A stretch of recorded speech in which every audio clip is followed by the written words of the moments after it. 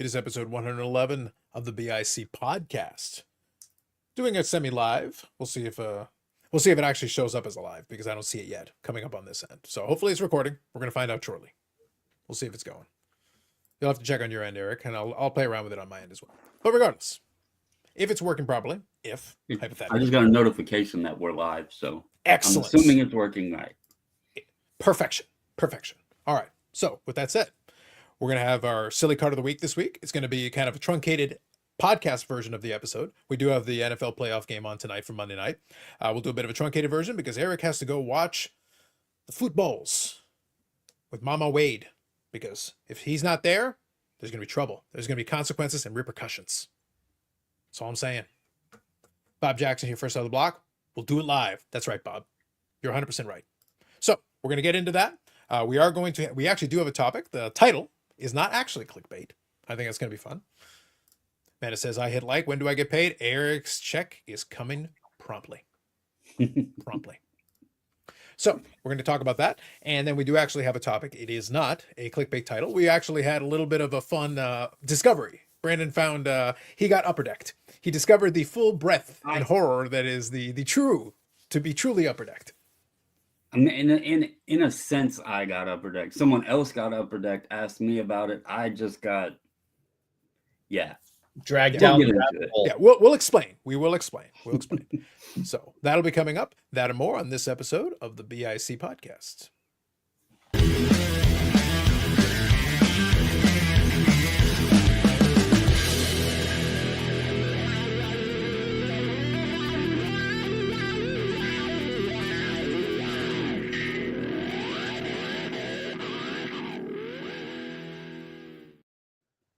All right. So as I said, we'll get into it right away because Eric will take leave of us. But don't forget, all the like buttons, he pays for every single one of them. Whether he's on the screen, off the screen, in another state of mind, he pays for them all.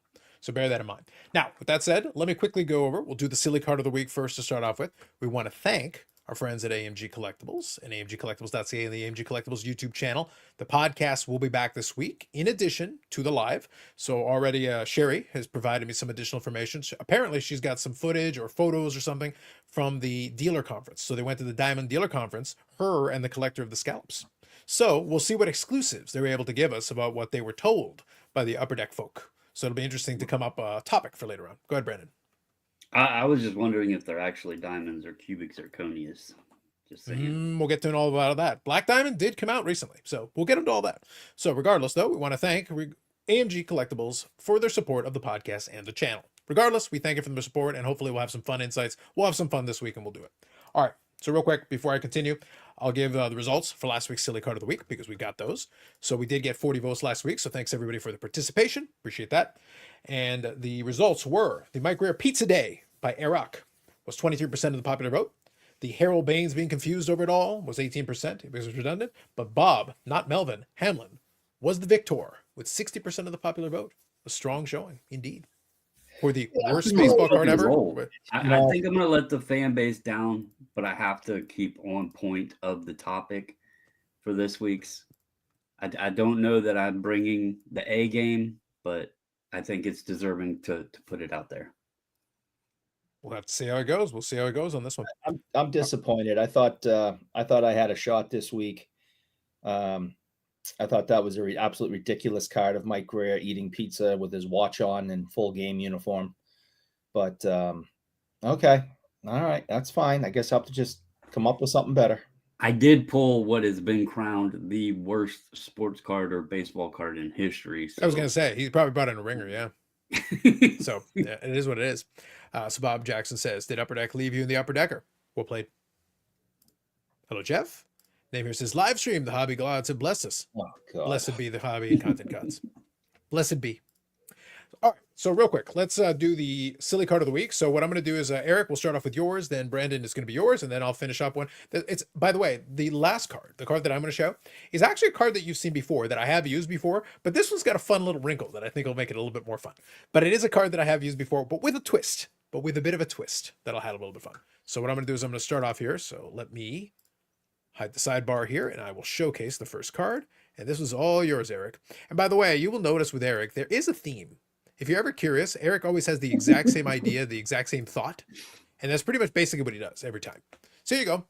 I got a person that Eric aspires to be in fashion. So here is the theme, once again, showcased. First on Mossy, now Dave, cries cow. Yeah, I saw this in a pile on my desk, and I said, "This can't be real." This gentleman went through the 1970s with this haircut, and I said, "I'm sorry, I have to bring this to people's attention because this cannot be something that can ever repeat itself again in the history of mankind." Dave here, I'm guessing, must have lost a bet. Obviously players didn't wear helmets back then, so that flowing lock of hair was seen by rinks and stadiums full of people. He looks like he may have been drinking. He kind of looks a little out of it. And I think maybe there was a party the night before they took this picture. He passed out drunk, and his teammates hazed him and gave him this haircut. That's the only thing I can come up with. It's weird, Brandon. I got to be honest. It was a whole long narrative that Eric gave us. It was bordering on his recitation of War and Peace. It was starting to get there. I got to be honest. I just looked at this and all I thought was Eric on a chocolate stick bender. I was wondering, like, if Eric had a little bit longer hair, if that's what he looks like when he gets off or falls off the bike. But well, look, all I'm saying is that Eric is trying to talks badly about Dave over here. And I'll have you know, between the years of 1982 to 1987, this was basically Eric's look. Like, it was like looking into a mirror. It was shocking. It's horrific. It's horrifying. This is what happens when you listen to too many Kiss albums. This happens to you. Horrifying. Anyway, moving on. All right, next one. This one's yours, Brandon. Go for it. Yeah, it looks like just a simple, innocent Carl Yastrzemski baseball card, but this is actually from 2024 Topps Archives. And if you have not seen this one yet, just try to say the last name the way that it is spelled there, and you might realize why I picked this, because a Hall of Famer that many, many, many people know that, yes, I'll say, has a bit of a difficult spelling to his last name. It's not that bad. So, just a simple one. How do you screw that up? All I'm saying, look, Brandon, you got to be honest with this. Topps is new to this baseball card thing. Yeah, how do you expect them? It's only been 70 years, man. Like, how do you expect them? Give them another 30, 40, 80 years, and they'll get it. They'll get it right. I don't even know how, like, his name is spelled weird, but like I don't even know what his name would be with that spelling. Well, listen, if you think that's bad, wait until what happens if Topps ever gets the ability to print hockey cards and they finally print a card of Eric's favorite player, Reggie.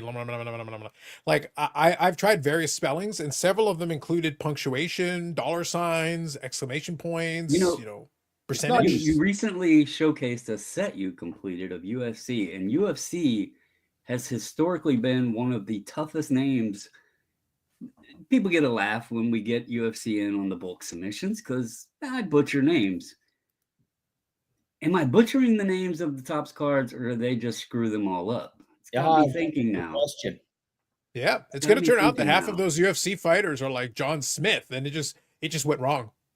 It just went wrong. It's going to turn out, you're going to find out one day that the person who actually did most of the writing for those Topps cards was this guy. Maybe. It all comes together. I'm saying it all comes together. So, last card here. This is the one I'm going to showcase this week. If you paid attention, I have actually used this Jim Brown card in the past. But this is actually a Venn diagram of wonderful things that come together. It is a silly card because we do have looks like Jim Brown just hanging around in front of a parking lot in front of a car. Like I said, I've used this card before. But I like the fact that it's in a Beckett holder, not a BBG holder, a Beckett holder. And by the way, I did look up the serial number, and this card is available for lookup. You can, in fact, look it up. And yes, this is a Jim Brown 1964 Philadelphia card in a BGS 4 with the subgrades of 0 for centering, 0 for edges, 0 for corners, and 0 for surface, as the gods intended. Isn't that right, Eric? That's how subgrades work, yes?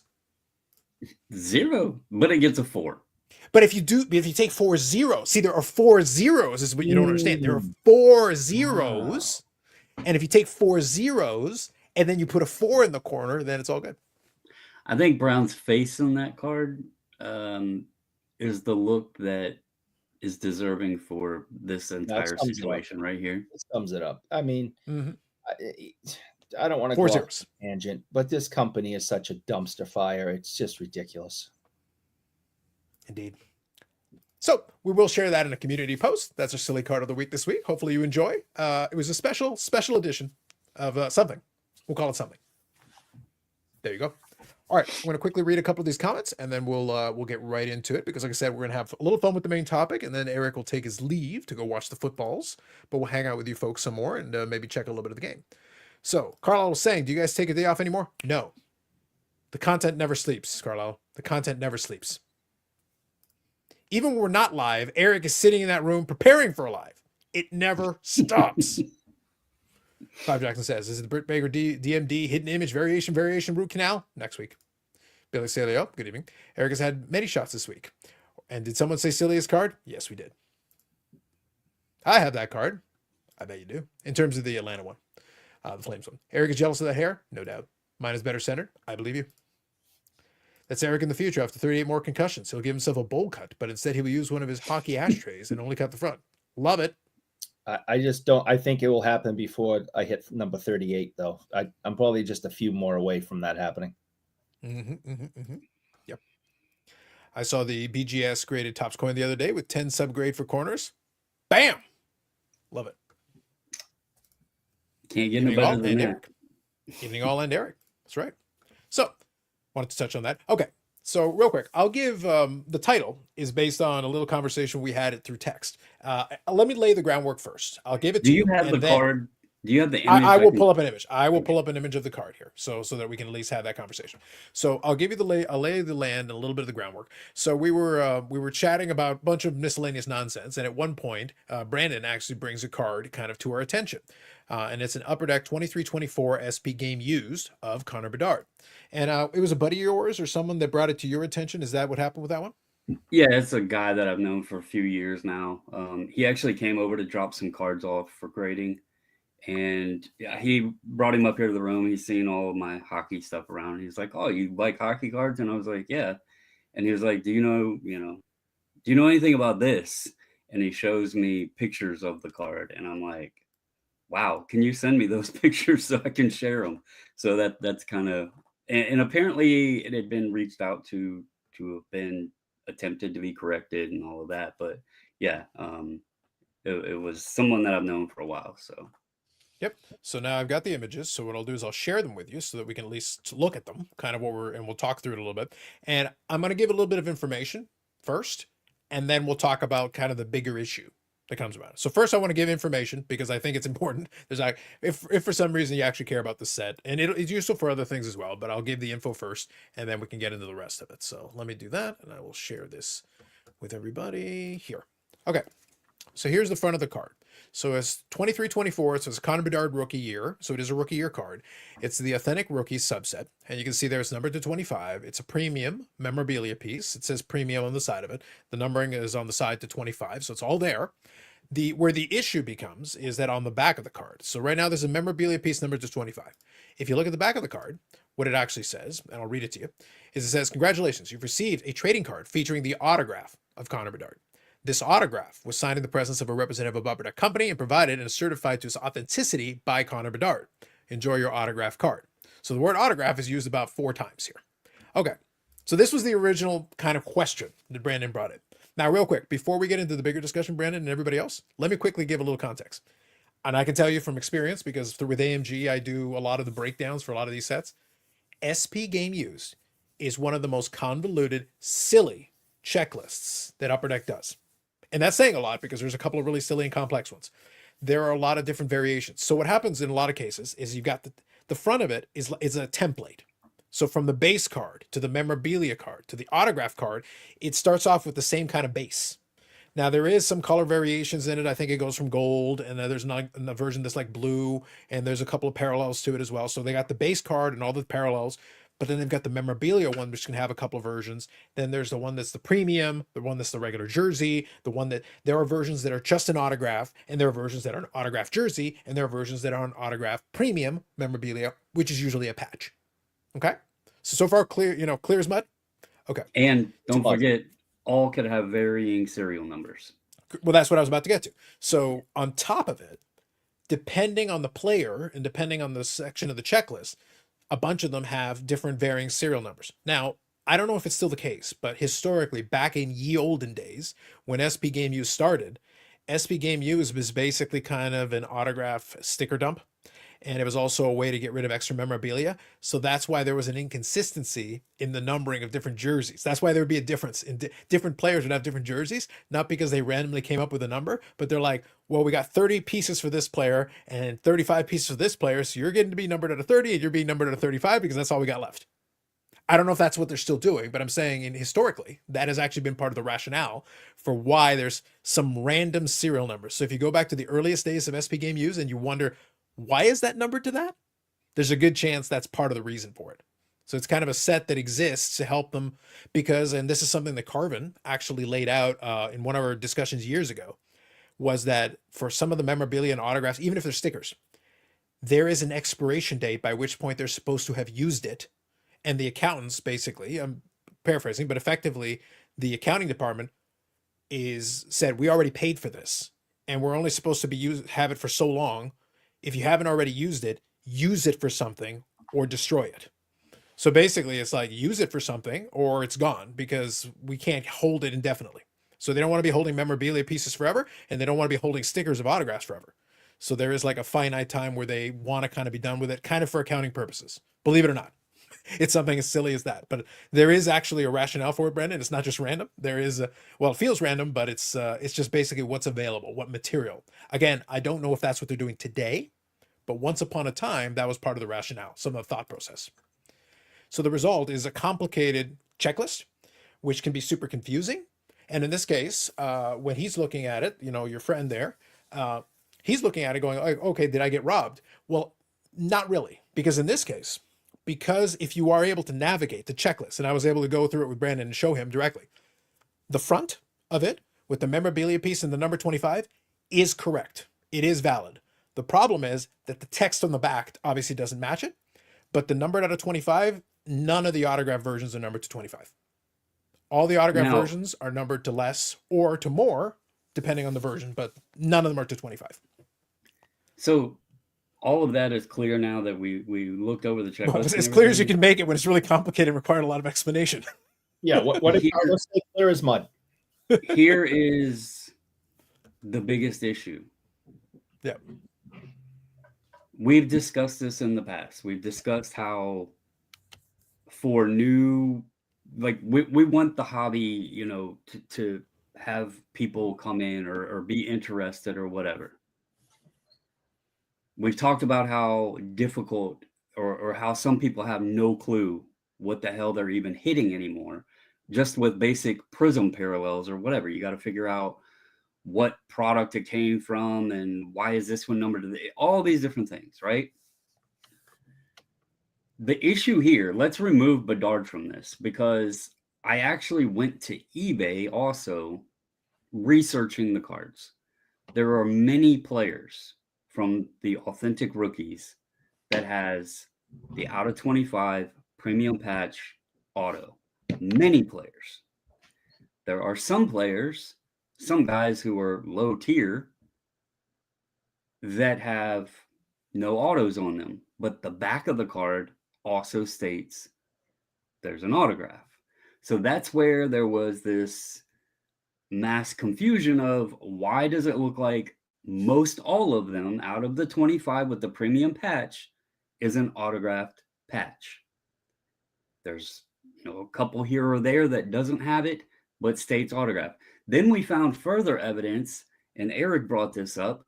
Where is any mention to what the material on the card is? There is nothing mentioned, whether it's game used, player worn, from Dick's Sporting Goods, Temu. Nobody knows because it's not on there. Good old Temu. However, there are some that do mention the autograph and memorabilia. Yeah. There's others that only mention autograph, but has a patch on the front. It's all screwed up. Like the checklist alone for someone coming into this hobby is unmanageable. Like you want people to come in and enjoy this, and to be quite honest, even people who have been in the space for many, many years still question what the hell things are anymore. That's becoming too complex, and it's going to start making people hate it. I mean, I can tell you right now, the guy that had this, he has been in the hobby for a long time. The guy has some very, very, very large cards. He has probably well over $1 million in cards. He is a dealer locally here. He goes to shows. He goes to the National. Like, he's well known. I'll put his name out there. His name is Ted Carpenter. Folks in the chat may have even heard of him. Anyways, when you get to this point, okay, it's one thing. Sure. All right, fine. You're just an idiot. You can't navigate the checklist. All right, I'll accept that. But how is the manufacturer unable to process the cards? You literally put on the back of the card about an autograph that doesn't exist and nothing about the patch that does exist. What the hell are you doing? I mean, that's where the problems lie. You expect the consumer to figure this out when you aren't even figuring it out. That's a problem. Now, one thing I'll add, just to cover all our bases again, I'm going to reiterate this again. What I gave you about the whole SB game use was what they did back in the day. So the different numbering schemes. Yeah, no, but I'm just making sure. I want to make sure I clarify. Yeah, I want to make sure I clarify to talk about the complexity, because there are different numberings. We went through them, and even in the same subset with the rookies, some of them are numbered to 25, some of them are numbered to 49, some of them are. So there can be different reasons why they're numbered to certain things. So it may be your different rationale today than in the past. So I'm not going to assume. I just gave you that background for what it was at the very beginning. That could have changed years ago. But one thing I was able to see, because when I did a little digging myself onto it, is that obviously with the writing on the back, because some of the players do have autograph only versions, the text is consistent with an autograph only version. Now, other thing I noticed is that for the autograph only versions, the coloring on it should be a little different, which suggests to me there's different kinds of errors we've encountered in the past, right? There's errors where, like, say there were multiple versions of the population count 1 of 1. That was an issue that has happened in the past. Mm-hmm. That's just, they made multiples, but they both got out. That's happened. There have been issues where autographs got swapped. So I'm going to show you an example, but then I think I've shown one in the podcast previously, but this is a fun one because I actually pulled this card myself. There was one, by the way, that I showcased, I believe. I think I might have done it in the, Eric, correct me if I'm wrong. Did I do the Dennis PC one as one of the silly cards of the week? Or maybe I showed it on the Friday Live. I can't remember. Yeah, I know I showed it for sure. Yeah, I know I showed it. Either way, it was a Kristen Cage card from AEW, and the autograph was for Britt Baker. Yes. I collect Britt Baker. And by the way, I tried to win that card, and I got outbid. Somebody really wanted it, and I can imagine it's a kind of a hilarious error. That's the kind of the reason I wanted it. It's like, as a collector of Britt Baker, that'd be kind of a fun card to be like, really, guys? But there was one from this most recent flagship that was one that I'd heard about, and I actually pulled it in a box. So the card was actually from Nick Wayne, is the wrestler. So a young man who was actually the son of another wrestler. So a second generation wrestler, I think, maybe even third, but second generation for sure. So this was an autograph card, and the autograph should have said Nick Wayne. Mm-hmm. Well, there's another guy named Nick in the checklist, Nick Jackson. So this is a Nick Jackson autograph on a Nick Wayne card. Yeah, that's not good. Yeah. So as far as I can tell, I think all of them have this. All of them have the same. So I don't think I've seen one with an actual Nick Wayne auto on it. So in this case, it's just the sticker was put on the wrong card. But on the back, it will say clearly an autograph of Nick Wayne, blah, blah, blah. But I don't think there's been a corrected version. I think this is the only version that I'm aware of. So this is one I pulled from pack myself. But I've seen this one out there, so I'd heard about it previously. And big picture, I guess this is still the way to go. But I understand why sending, a manila envelope, business envelope, So real quick, I Phil, want to read Billy real quick, Eric. I'm going to read Yeah. Billy's answer because I was going to get to that, but whatever. Since Billy's already beat me to it, I wanted to because I was mentioning that earlier. Do you think that maybe the vendor who print the cards didn't change the fifth back plates, the back of the cards, but the files sent were correct? And my answer is yes. I actually do think that's what happened. My opinion is that one second, before let me Yeah. finish. My opinion is that I do believe that something along the lines happened. The point is, this happens with the vendor. This has happened with the vendor. This isn't the first time, or the second time, or the 15th time, and it's not the only product where it's happened. If this only happened isolated to one product one time, so in other words, the vendors have no quality control. No one checks because it's not one card. We can't isolate it. We can't fixate it on one card where the issue has come. There seem to be issues every second set, every third set, and it's not just, by the way, it's not just the sets themselves. It's the details matter. Maybe here's my prevailing theme: the details matter at every level. One of the things that came out of that set that I was just showing you this error for, again, it's an error. It's amusing. I pulled the card and I was amused. At the end of the day, this is not such an expensive card that bothers me one or the other. I keep it as a curiosity. It's kind of a fun little thing. So it's not hurting me in one way or the other. So, and I think most people who pulled the card were entertained by it. But I can tell you that to this very day, unless something's changed, because I haven't seen it yet, the checklist was wrong on a couple of the insert sets. I know this because I pulled cards that are not on the checklist. And there were multiple cards that did not appear on the checklist. And there was a card that was on the checklist that doesn't exist. And I validated with other people doesn't exist. The checklist has yet to be corrected. I can't find a corrected version of this checklist yet. And I literally told people who could get it down the line to get it corrected. It's still not corrected. The set came out in September. If somebody checked today, they would still see the incorrect checklist. My response to that, Billy, and I'm going to be honest, and I'm also going to be fair and polite. To be fair?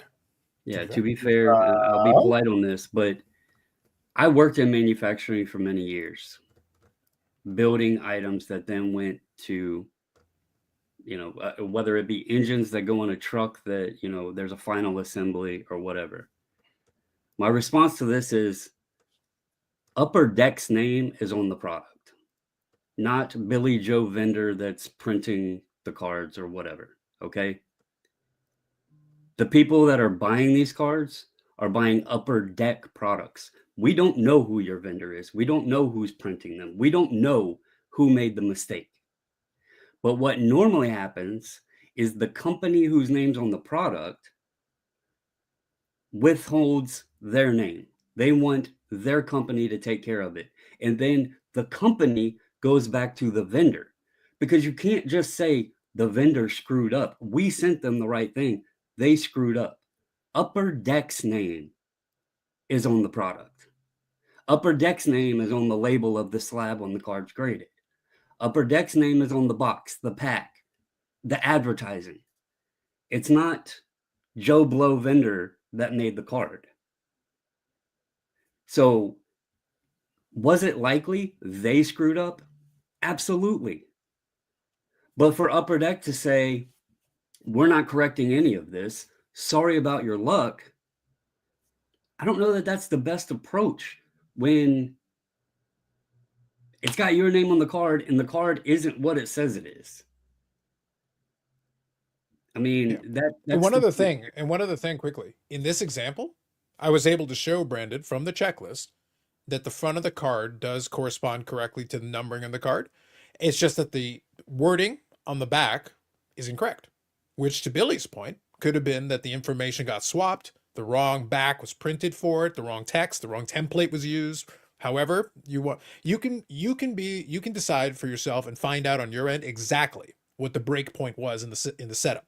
We just know that the wording on the back is incorrect for what's on the front. The good news in this case, and that's why I was saying to Brandon when I showed him on the checklist, is that the card out of 25 is the premium memorabilia without the autograph. So your serial numbering on the front is correct. You can point to the checklist and say, hey, that is correct for that card. With John the back Cena's is misprinted. autograph. Yeah, the back is misprinted, our bad. But the numbering on the front, that is the correct card that you should have. So that part's okay. So it's no harm, no foul in the grand scheme of things. If it was supposed to be autographed and it wasn't, that could be a different conversation. If it had been out of 10, then we have a different But there conversation. is still a foul because it doesn't, like, how many memorabilia cards do we have in the market that we already are questioning? I mean, hell, Sports Card Nonsense Group is constantly popping freaking memorabilia out now to see. And now you have a card where they just said, screw it, we're not even going to say anything about the memorabilia. So technically, you don't have any. I mean, if you want to get down to the the nitty gritty of it, you have no verification of even the patch on the front. So at that point, it's a base card with a piece of fabric. Yeah, and to be clear on this, we're using this example because it was right in front of us. We can go to examples from Topps. We can go to examples from Fleer back in the day. The issue that we have is we're looking at the manufacturers we have today, and the propensity of it. Obviously, one thing that's a factor, and I think this is an important factor to take into account, Eric. Here, today we have social media, so we get to see every single one. So every single time there's any mistake, we're going to be able to see it in triplicate. We'll get it forwarded to us. In this case, though, we didn't go out of our way to look for it. It literally was brought right to Brandon's lap in this case, and then he brought it to us. And then the thing is, I went to go look. It took, by the way, it took us like 5 seconds to find more examples. As soon as we went on eBay and we just started looking, we literally had not even bothered to. You could have had 100 of them and we wouldn't have noticed, but we weren't looking for it. As soon as we had that example, I go, okay, let me go see if I can find. All I was doing was let me go see if I can find an example of the base version of it, and I found other ones that had the same issue. So to Billy's point, it could be that there was a mistake on the sheet, and a stack of them could have had a misprint on it. And again, to me, it's not my card, so not the end of the world. But I'm not going to pretend it doesn't exist. In fairness to Billy, also, this isn't just like to smash Upper Deck. Okay, this is the example we're using here. But part of the reason that I use the Yaz and the silly card of the week is because that's a simple card. But it's also a Hall of Fame baseball player's name that his last name got completely butchered. Like, it's just showing constant, like Carlos said, there's errors and stuff that have happened in the past, right? Yeah, all the time. And that example was from 2024. So it's brand new. We see it on, grading, all of this stuff. But the problem is this hobby has become so expensive. So much money injected into it, so many huge values on these cards, and the quality is going the opposite direction. And then there's no accountability to it. It's just oopsie, and it's going to happen again. Oopsie. We'll just wait for the next one. Oopsie. Like, that is the biggest problem. There's no accountability. It continues to go up, but no accountability. Yep. Yeah. Bottom line, and I will read this one quickly. T206, good evening. I remember 12 or so years ago, there was a minor league player named Mike Piazza, and they put his auto stickers on Hall of Fame Mike Piazza that we know cards. We all know cards. Yeah. And that's the thing, is that, again, it's not exclusive to one manufacturer. It's not. But I wanted to, so when that came up, it was actually very funny reading Brandon's text message in the thread, because it was like frustration was coming. By the way, this is a much more chill version. Well, me and Eric were like texting back and forth. Yeah, that's what I'm saying. Trying to figure it out. Yeah, and I read it after, and I was able to give a little bit of information to try to help you guys out. Like, I wasn't reading it in that moment, so I got to it after the fact, and I was able to give But the point is, you shouldn't need to be a doctor in the hobby, Eric, to be able to understand the checklist. Luckily, I am a doctor in the hobby, self-appointed. Luckily, we have you, yes. Yeah, luckily I am.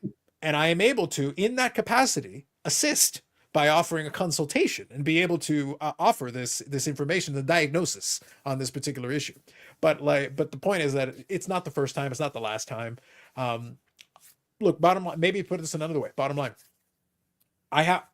we operate this weird line, and I say, like, I'm friends with a number of people that do some of this stuff, and every single one of my interactions with them is that they are good people, and they're trying hard, and they're doing their best with what they got.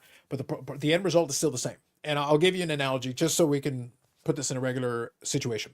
I've talked about in the past how I used to work at a call center. The call center that I worked at was for satellite television. My job was tech support. And Eric, I will tell you this. I worked there for 2.5, almost 3 years. I took 50,000 phone calls. That was tech support. The one receiver that we had basically had a fatal flaw.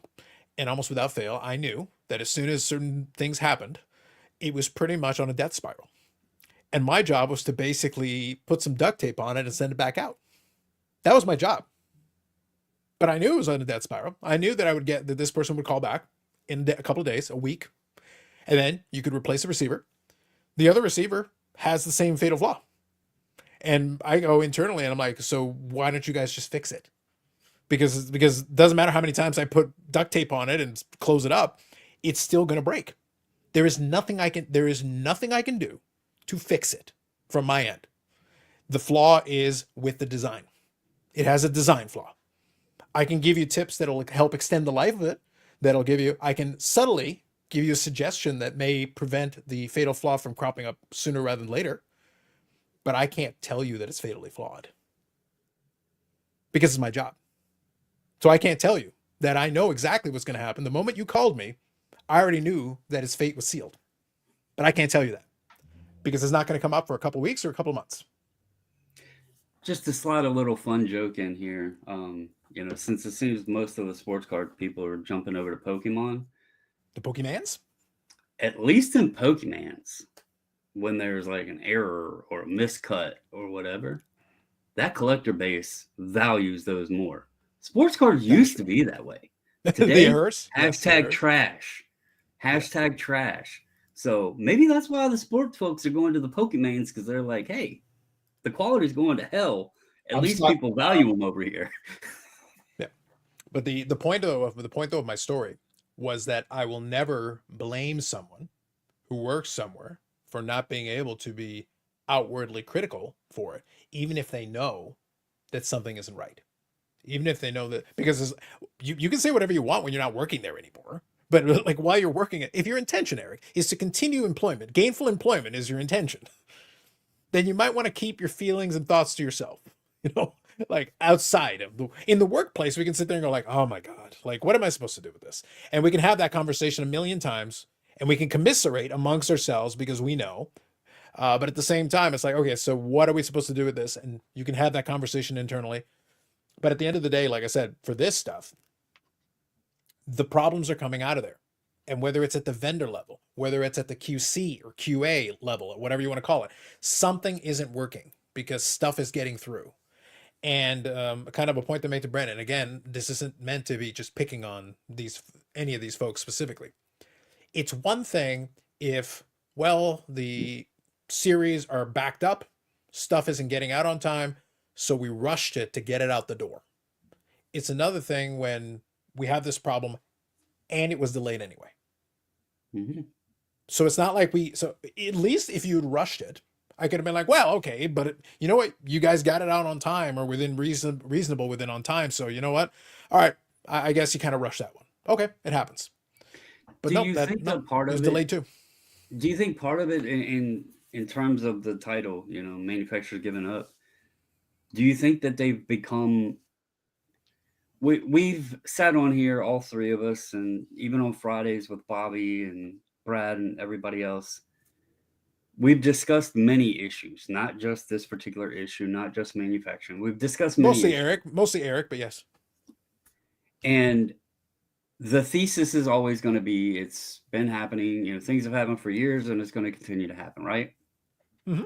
Do you think sometimes the reason that we're handed the quality that we're given is because it's happened for so long and the mindset is it's going to continue? They're going to buy this shit anyway.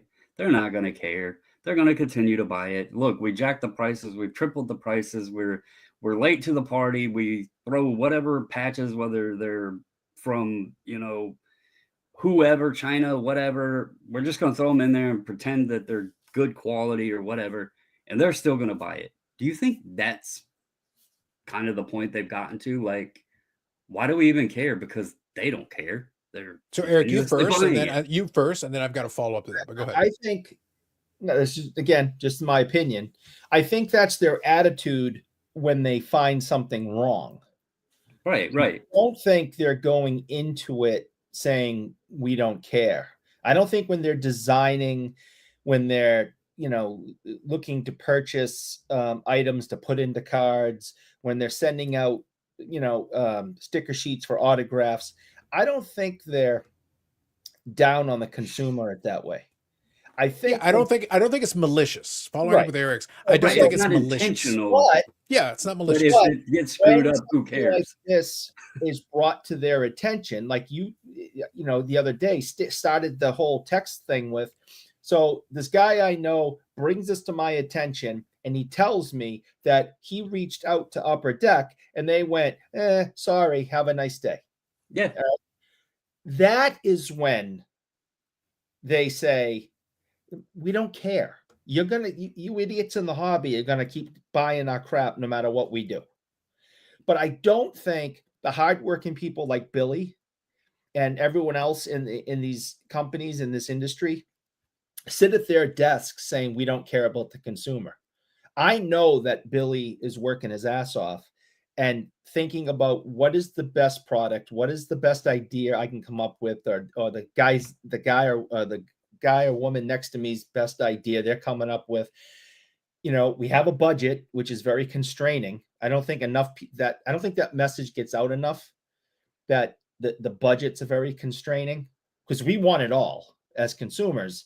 But you know, a lot of times, you know, Billy and these other, you know, people in the industry, they're at work like this when it comes to the budget, and they're working their butts off to give the best product possible to us. But when it falls apart, the higher ups are like, yeah, we don't care. but real quick though, and to rewind back to what you said, okay? This isn't an attack on Billy, all right? And Oh, if of he's course still not. listening, 100%. Oh, of course not. But as he mentioned earlier, it's likely a production issue, okay? And if Upper Deck isn't handling the production issue or the production, no, it's not him saying that he doesn't care. He is trying to create cards or whatever, but where the line is like chopped is over here where the product is actually being made. And if we continue seeing shit quality or mistakes and errors and everything else, well, I guess, you know, you're mentioning budget and everything else. Carlos mentions they're so far behind. Is it to the point that it's like, and I'm saying this theoretically because what other options obviously do they have? They're kind of like tied into this, you know, production site because they can't even get the shit out from this place. And so it's kind of then, what else can we do? You know, it is what it is. Now, before you go, Eric, before you go, I wanted to kind of follow up. So I wanted you to go first, but let me quickly add something. So I gave you guys that analogy about the call center, the satellite, the receivers, and all that, and the fact that there was a flaw with the box itself. So I worked there for a couple of years. For the entire duration of my time there, that same box had the same flaw. We knew it had that flaw. We weren't 100% sure what the issue was, but towards the latter portion of it, we kind of started going like, okay, I think I know. I think we know now. I have a pretty good idea. So what if I told you that there was the reasonable chance that the fix to that would have been a relatively inexpensive part? It would have required you to either recall or swap out some of those receivers. But if you make that small change, but the problem is there's a cost. You have to change a part. But if you change that part, it made them less prone to that problem. But then you have to acknowledge that through this entire time you had a problem with this receiver that you kind of knew about, and then you didn't fix it. So, and you've literally had this receiver in service for a while, and it actually took years to finally replace it. The one that came after did not have this problem. They did fix it eventually. The new one may have had a different problem, but that specific issue was no longer an issue. And again, maybe some people did get lucky and it never caused them a problem in the duration of the time they had it. So great. If that was the case, that's awesome. But it was luck of the draw. A bunch of people did experience that problem. It wasn't across the board. It wasn't 100%. But once it got to a certain point and there were things that could mitigate it, the point that I'm getting at is once a lot of people in the room know, then the question they're asking themselves is it worth me sticking my neck out when the folks above have decided that this is an acceptable risk? If you're understanding what I'm getting at here, they've decided that it is worth, it's only if you get enough noise, where now, okay, now it is more trouble for us to keep it the way it is than to do something about it. Whereas if I can just be like, you know what, our bad, my apologies here. I'll credit you for that. I'll replace the receiver. I'll do that. It's easier to do that for a couple of hundred people or a couple of thousand people than it is to ask 250,000 people who may have the machine to suddenly recall it. Mm-hmm. Do you know what I mean? So it becomes a math problem. It's somebody sits there and goes like, there's a certain amount of acceptable error that we can live with. And if we're within that tolerance, then yeah, we know it's a problem, but as long as there isn't enough problems to create too much noise, we'll try to be really nice about it, and we'll apologize, and occasionally we'll do some make goods, and hopefully that's enough. Yeah, I don't know what like the card companies use for their metrics. And kind of to Chris's point, maybe we're seeing more, and you mentioned earlier social media and all of that, and there's a lot more people and a lot more products and a lot more cards, so a lot more is getting seen. Mm-hmm. I don't know that the ratio is the same, because I do feel like, and this is me personally on things that I have opened, that quality has went further downhill since, say, right after 2018. 2019 was iffy on a lot of stuff. 2020, it started sliding even more. And we've seen it across all products. It doesn't just have to be, patches and autos. We've seen, quality go downhill on flagship. Like, look at people talk about, gem rates and print issues and all that stuff on Young Guns and everything else. I don't know what they use to gauge what is okay. I know when I worked in manufacturing, when I was doing engines, it was parts per million. So you basically had, a mathematical equation. We did this many a day, or when we had suppliers sending us parts to build the engines, we were ordering a ton of that stuff, and so they had to be in a spec of parts per million. And there you got, I don't know how many different parts it takes to build an engine, but you have many different suppliers from around the world sending you stuff, and you're dependent upon all of them doing your job. Then you're doing your job, sending it to, Dodge to put in the Rams. And there's a lot more than printing a sports card, putting it in a pack in a box and selling it. So I don't know what their ratio is. Mm-hmm. And if we are seeing more errors due to higher productions, okay, but we're also at a higher cost. You talked about the budget. I get things are more expensive today in the world overall, They are, but yeah.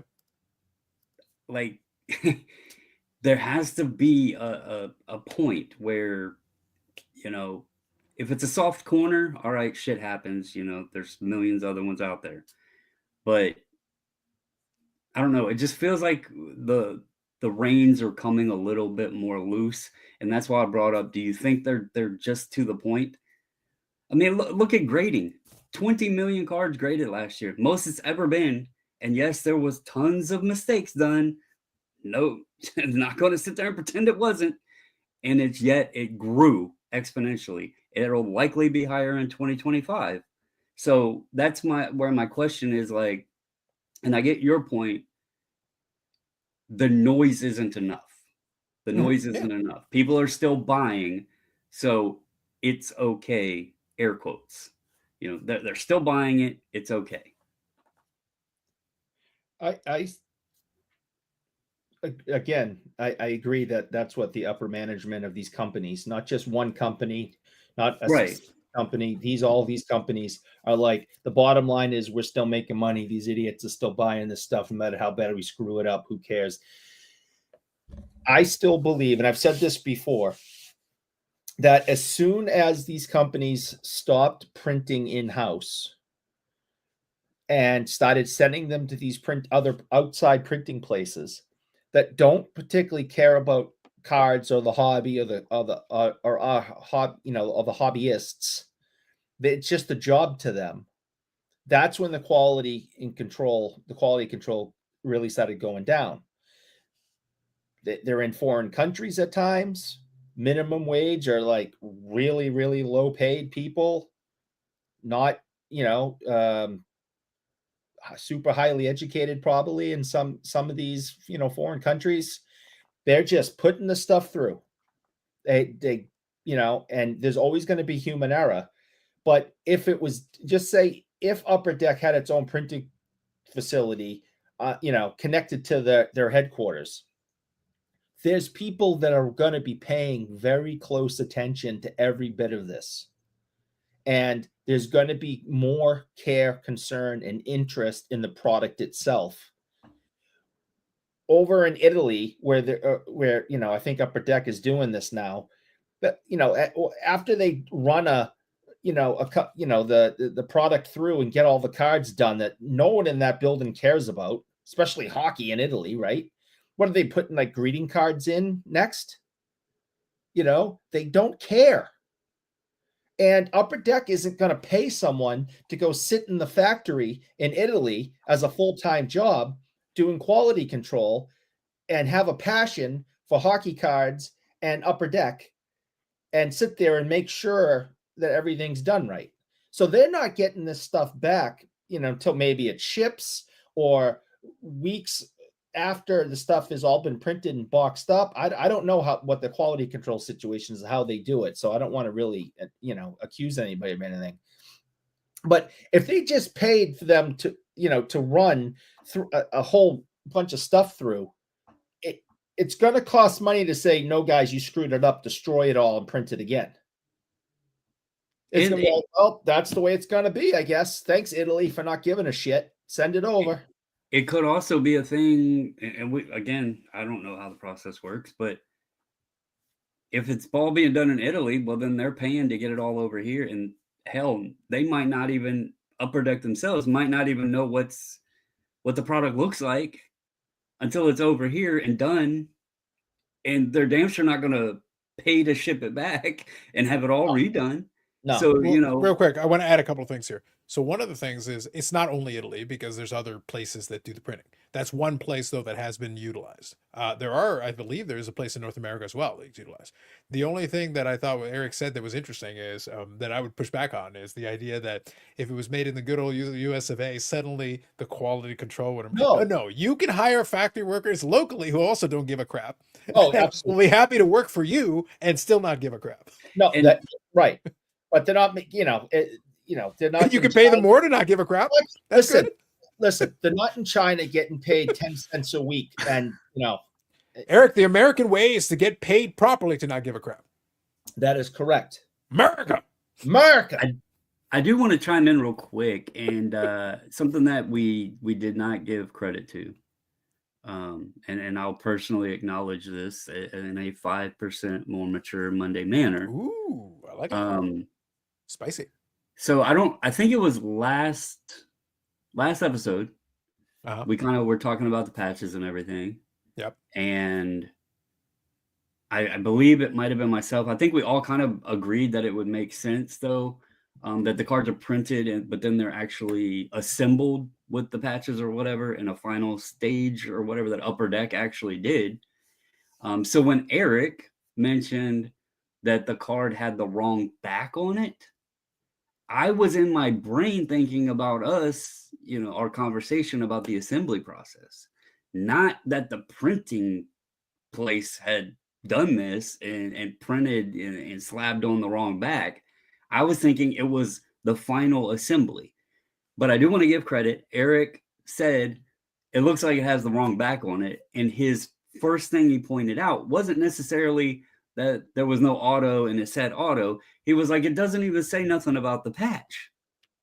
So I do want to give some credibility to Eric. Pleasure in being right, because rarely do I get that. I was gonna say, like, it's once about a century, give or take. Yeah, You so actually get something I correct. did So parade through take it while you can. Chat that I was right. I had a good time being right.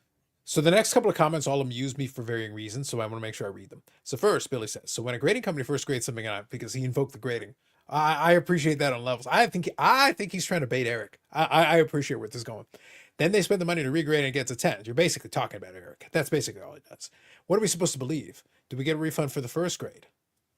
Who knows, man? I like the direction. That grading companies, and I'm a book submitter, so, and I've openly said that, like I said, 20 million last year, and I guarantee there was a very large amount that were screwed up in one way or the another. Maybe not grading in general the number, but in some sort of way, it was probably screwed up.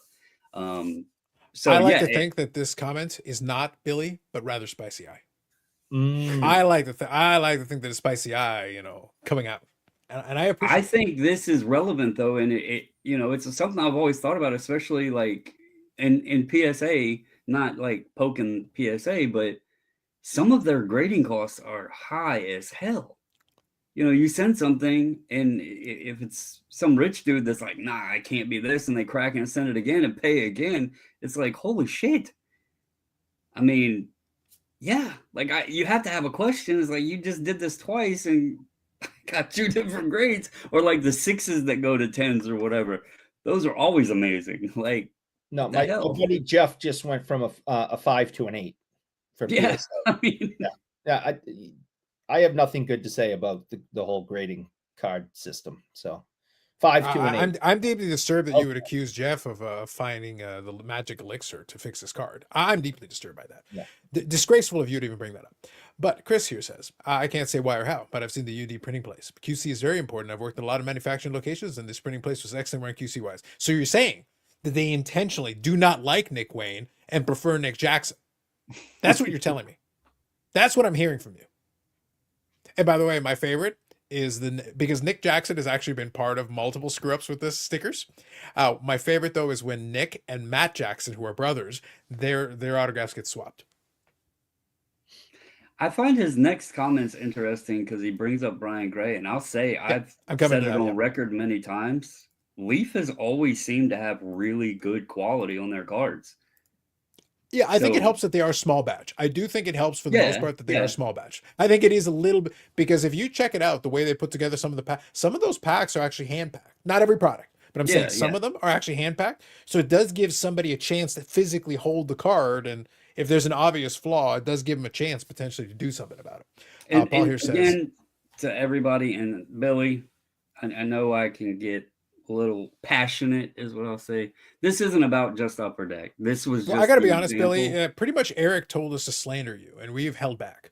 Eric was like, bash it was Upper Deck or ridiculous. bash It was Billy or disturbing like that. This is in general the entire hobby. He didn't even want us to mention Upper Deck. He physically wanted us to blame you. He wanted us to blame you for everything. Even inflation was your fault. Like Eric went there. It was wild. That might be. Now I have a theory about that, but we're not on that subject. And it was wild. And I'm going to get a restraining order because I keep getting these horrible AI pictures. Look, all I'm saying, Eric, is that you are making a lot of enemies, and besmirching Spicy Eye is probably not wise. Eric is sleeping with the fishes. I'm sleeping with the fishes. See, Paul's here saying, since Eric besmirching the quality control and pride of Italy may involve a nap with the fish. Yes, he is incurring the wrath of the mafiosos. It's bad enough that he's incurring the wrath of Spicy Eye. Can we get Upper Deck to put "Made in Italy," like just printed on the back of the cards? Because like I know in reselling, if it says "Made in Italy," it's worth a hell of a lot more. So maybe this will help Upper Deck's market even more. Just put "Made in Italy." So Brandon, it does say where it's printed on the back of a bunch of the cards. No, I want in the Bedard one. So the record stamped on there. For the record, for the Bedard one, it says printed in the USA. So you cannot blame Italia for that. It says printed in the USA, Eric. This one is printed in the Canada's. Yeah, that's what I mean. So there is Canadian, there is a US, and there is Italy. Probably others, but those are the three that I'm mostly aware of. So I think that's. I don't think you're supposed to be able to read the back through the front, but obviously, I don't. Ice. I think I don't know if this one was made properly or not, but it's supposed to be. I think it's completely fine. I think it's exactly the way we intended. And I can't really make it out because all I see is the back of the card on the front. Well, Eric, the problem is that you cannot make it out properly over the suck on the player on the card. Anyway, fuck. Oh, come on. Trash. Did he or did not play for the Boston Bruins? Trash. He played for the Boston Bruins. Trash. Chris here says, I do remember Brian Gray saying in the past that they want people with no experience with cards to work in the printing assembly for security purposes. That was his opinion, but it may be true. So in Brian's case, he chose risk and safety over potential mistakes. Right or wrong, he knows. Who knows? Yep. Also, Billy is cute and I wants babies. Fair. Do what you got to do. Yeah, Amanda says, I'm impressed with one of the AI texts was actually something Eric could share on camera. I know. You can't do it. Not all of them. I don't take it personally. I have 2 Hall of Fame worst cards according to Puck Junk. I just want to be fair in all our criticisms. I think you can make it 3. I believe in you. I believe in we've you. not gotten to talk much, but I think these guys can reassure you that I critique any and everything, and I don't hold back when I share my opinions. So believe me, that I even give SGC hell. When I do my reveals and everything, I'll sit right there and get pissed off right on camera as I'm doing reveals for other people. So yeah, I'm glad you don't take it personally, and this isn't an upper deck attack. This is just general hobby. So, and I don't think it's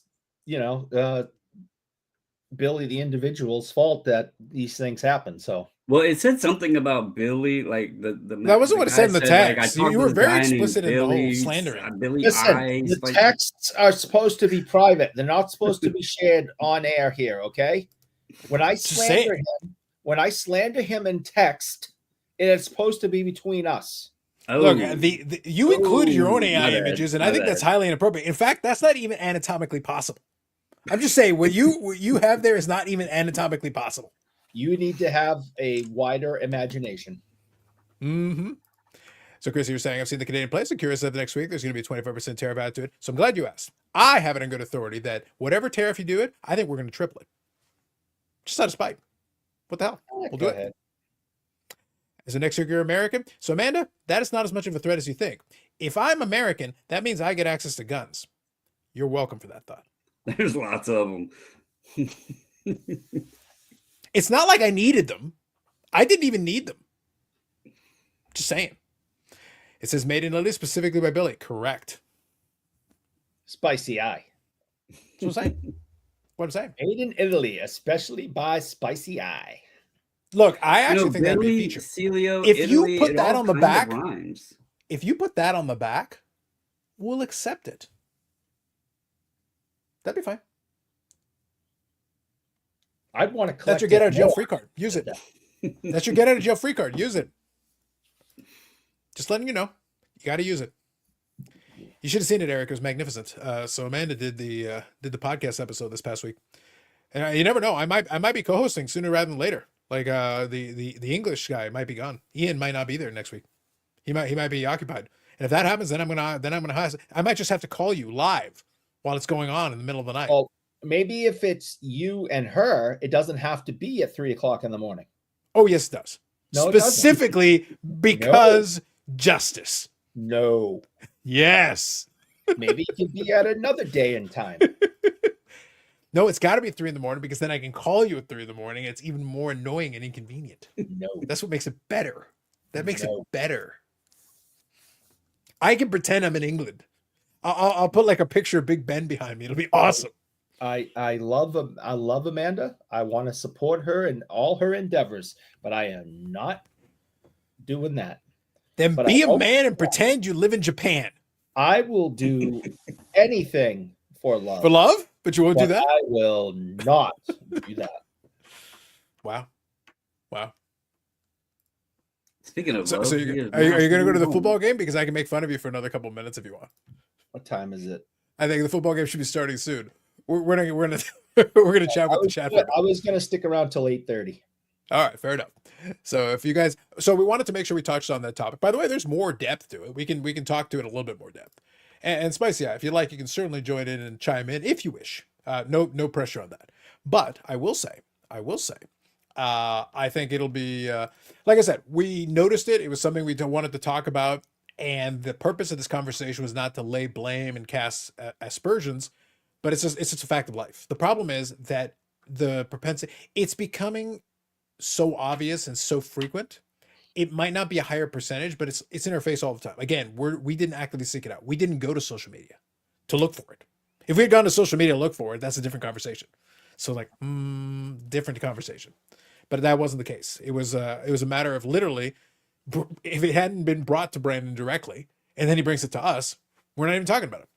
Right. So people are noticing. And like I said, I did a video on the wrestling card channel. Not a lot of people caught on to it, but I literally went, I would recommend, Billy, if you get a chance, go check out that. I put the link in the description. Go check out the last video because I was making some points.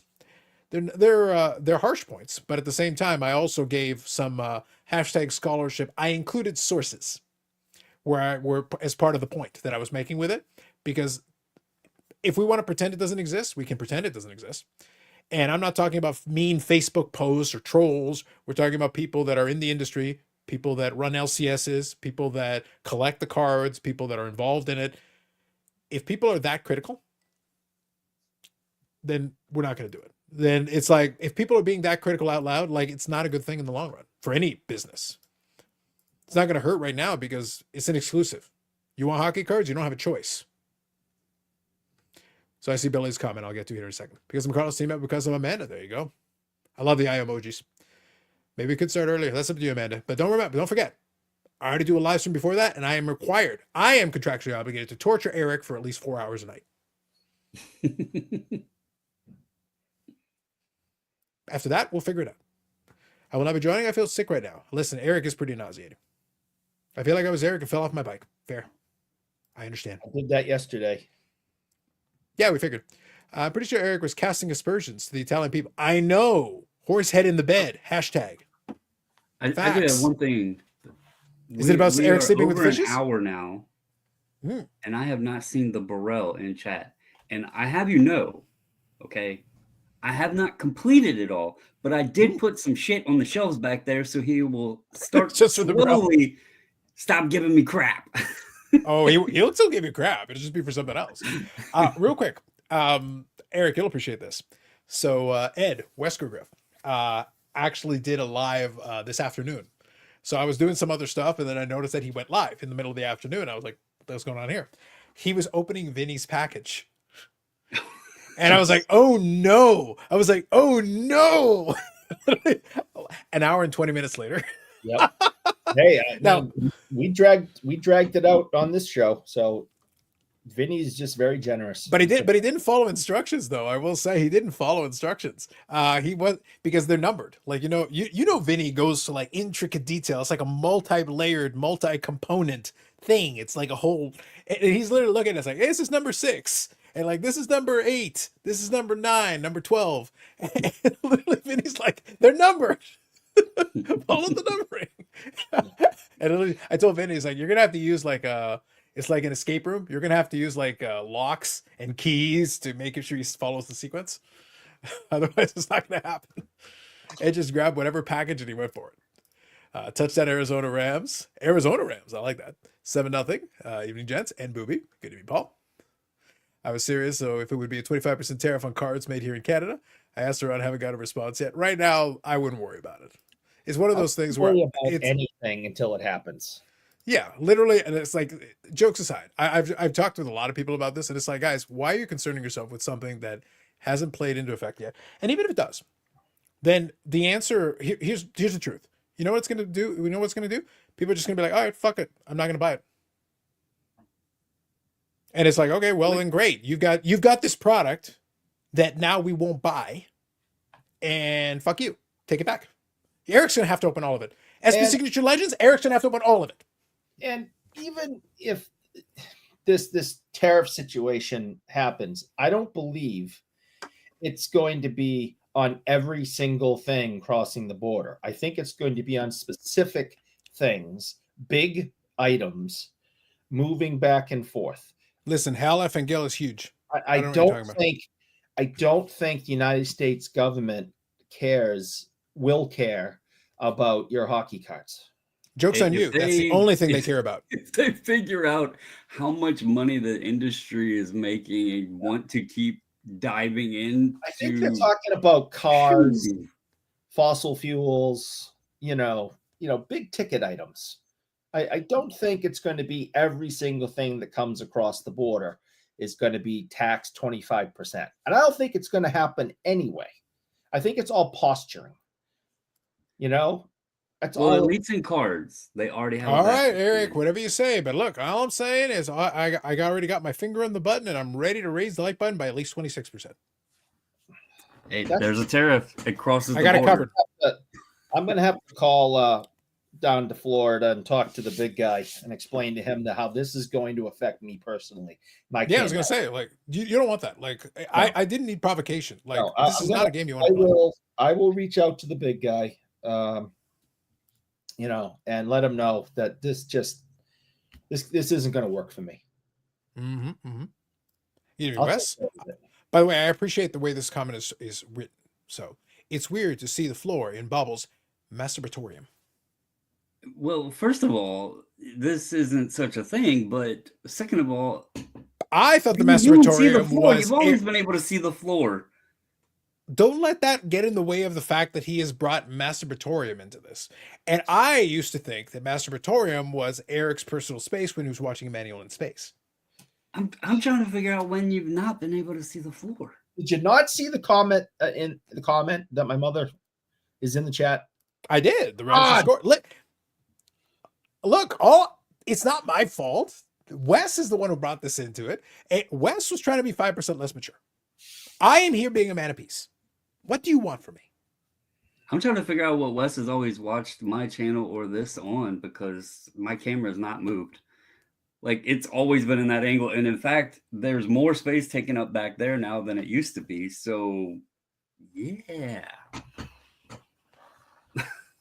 I'm saying, like, look, you guys are Maybe in the middle. Maybe it's the new year and I've been eating healthier. Maybe I slimmed up a little bit, and so you can see around me more. Maybe the problem is that your floor was originally green screened and it just didn't work originally. Maybe that's what happened. Never apologize, because now that may come into play again on Friday. Masturbatorium. Masturbatorium. Mm-hmm.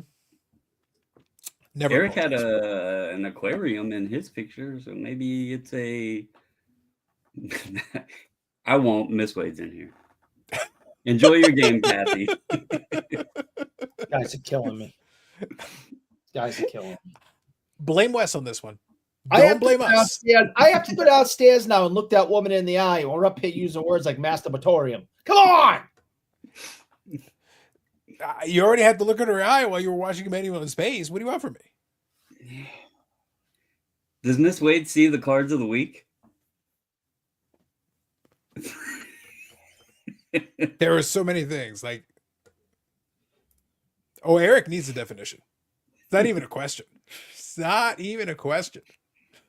You already used it in a sentence. You did already use it in a sentence. That's right.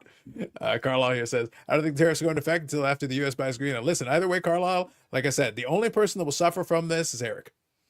No matter what happens, the only way this could end is with Eric suffering. We got to raise the tariffs to get the money to then buy Greenland. So it doesn't make sense to buy Greenland first. Yeah, I'm not giving him any money, Brandon. I will send him a bill though. I got that. I can send you. I can increase. Like I said, I'll just increase the bill. It's not a problem. Problem solved.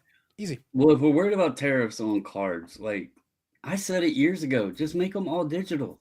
Make the packs digital, and then you can do like the e-pack thing. Look, tariffs, they're digital. Mm-hmm. Mm-hmm. Indeed. Great idea.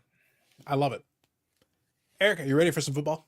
My desk would be a lot cleaner, I guess. It would just all be on my phone. No. I'm saying just do it like e-pack. You can still have physical copies, but make the packs and the boxes and all that digital, just like e-pack. Saves waste. Everything. Look at this. Is that Poopy Pony?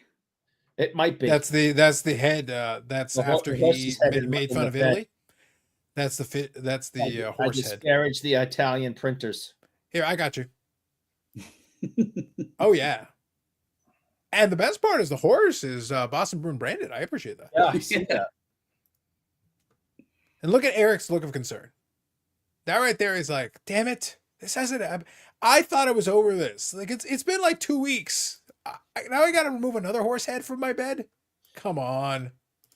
Well, it's not so much removing them from the bed. It's I got to go out and dig a hole and bury it, and the ground's frozen, and it's just such a pain in the ass. I like the blue Bruins jersey. Better color. Possibly. Carl asking the valid questions. Are Pringles different now? I just opened our first canister in about half a dozen years. They're not like I remember. I blame tariffs. Mm, They haven't even happened yet, but they're already ruining our lives. it's possible. It's bad. It's bad, man. Let me tell you. Whew. There you go. So Eric, I'm giving you a window if you want to go check out the foosballs. Yeah, I'm gonna go head downstairs and watch some football with mom. Yep. You guys, We're gonna hang with you guys for a little bit. But in the meantime, yes, the Rams are taking on the Minnesota Vikings. I got to be honest, I'm torn on this, Brandon. Of course, I don't want the Vikings to win. I basically don't want anyone in the NFC North to have anything nice. Yeah. Like at all. Yeah. But at the same time, it's like the Rams don't offend me, but it's like I don't think they're. The NFC is coming out weird. So now that Eric is going off to the foosballs, I want to talk about the foosballs for a minute. I did enjoy on the Discord Paul and Dustin's never-ending war. You know, you've heard of the 7 years war, the 50-year war. They might have the 500-year war. Like it may never actually end. It is kind of fun. But you know what's great? I'm a Packer fan too, but I don't get involved in it. You know why? But do you know why? There is actually a very valid reason why I don't get involved in it. because ownership can't comment on the games. Like as an owner, I am above the fray. Number one, as an owner, I am above the fray. That is one reason. But there is a second reason why I don't get involved in it. Because I'm sitting there going like, on the one hand, Paul basically just does everything in his power to antagonize Dustin, which I appreciate. I do. I actually do. As an observer, I enjoy it. As a man of peace, I can still enjoy it from a distance. But the second reason is that I'm sitting there going like, you might as well be fighting with a USFL fan. I'm not saying this to be mean. One of my best buddies for over 20 years is a New Orleans Saints fan. You don't think I haven't made fun of him? I've told him many times about it. It's like, your franchise is irrelevant. It's like, well, yeah, a pity Super Bowl after Katrina, #rigged. It's not even a real Super Bowl, buddy. Like that. Like, did you read on the bottom? It says, dude, we gave this to you. This is a gift. You're welcome. It's not even a real one. Without that, pretty weak what if the New Orleans division too? Yeah, like it's a garbage division. Like if it wasn't for that one pity Super Bowl, what have the New Orleans Saints done? Ever. Exactly. Yeah. Exactly. Literally nothing. They had Ricky Williams. Hold on. Hold on. Whoa. The greatest thing Uh-huh. that the New Orleans Saints have gave to America and the NFL Uh-huh. is Archie Manning had two sons that played in the league and were good. That is sure. Fair enough. I'll give you that. Why not? For the sake of the conversation, why not? Yeah. But outside of that, nothing, man. Outside of that, literally nothing. They did draft Ricky Williams. I mean, they did do that, yes. That went great. It did. It was wonderful. Yeah. But look, all I'm getting at here is that it's kind of it. I'm not blaming Paul for this because frankly, it's hilarious. It's very amusing. It's very enjoyable to all of us. Like we all get to kind of enjoy it. We get to grab our popcorn. It's very fun to watch. But at the same time, sitting there like, that would be literally like pre-2004, a New York Yankees fan going out of his way to antagonize the Red Sox. It's not a rivalry.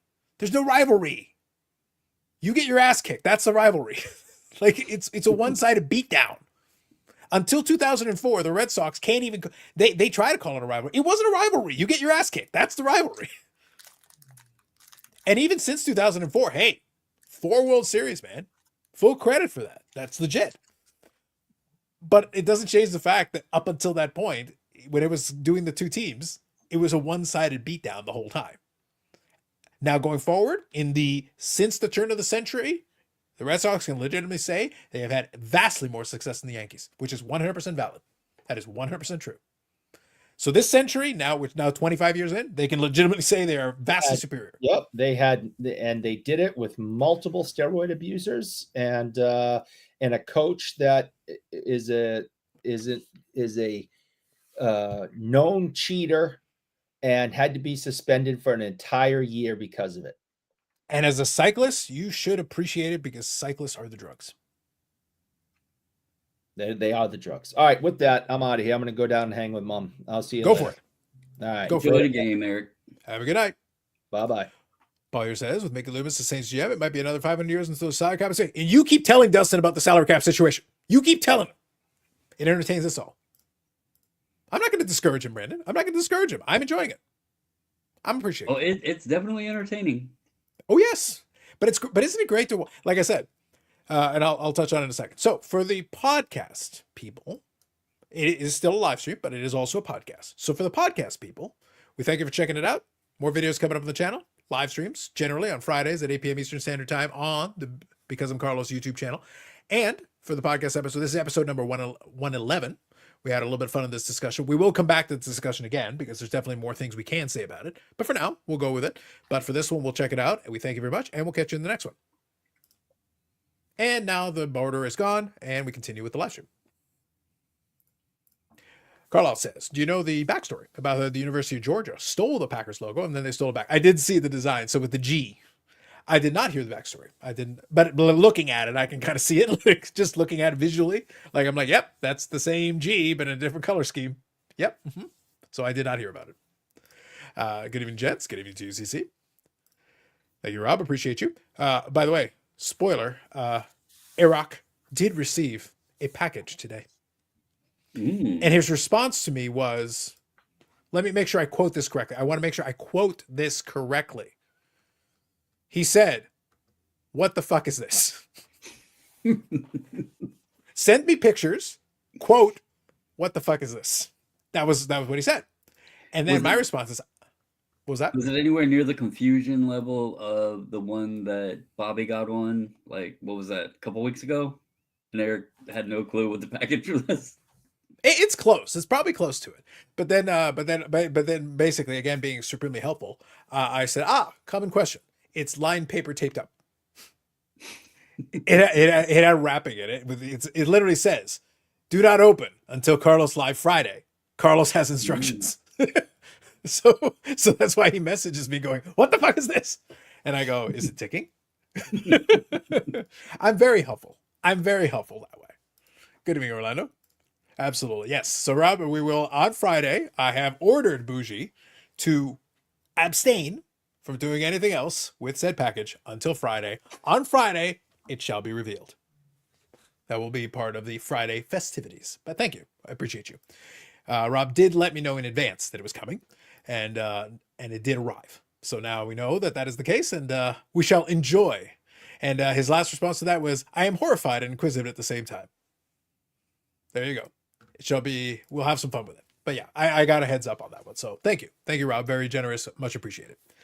So I wanted to kind of chat with you folks. So curiosity. So real quick, I'll talk about the Packer game a little bit. Like I said, part of my fun with the Discord is that, like I said, I didn't enter into the fray because, and I think this is a real thing that some people don't get sometimes with some of these teams. I don't go, whether I was talking with some folks and they're like, well, are you disappointed? And I said, well, the level of disappointment you either have or don't have depends on what your expectations are. That's really a big thing. Like if you think your team is supposed to win the Super Bowl and they don't for whatever reason, well, of course you're going to be disappointed.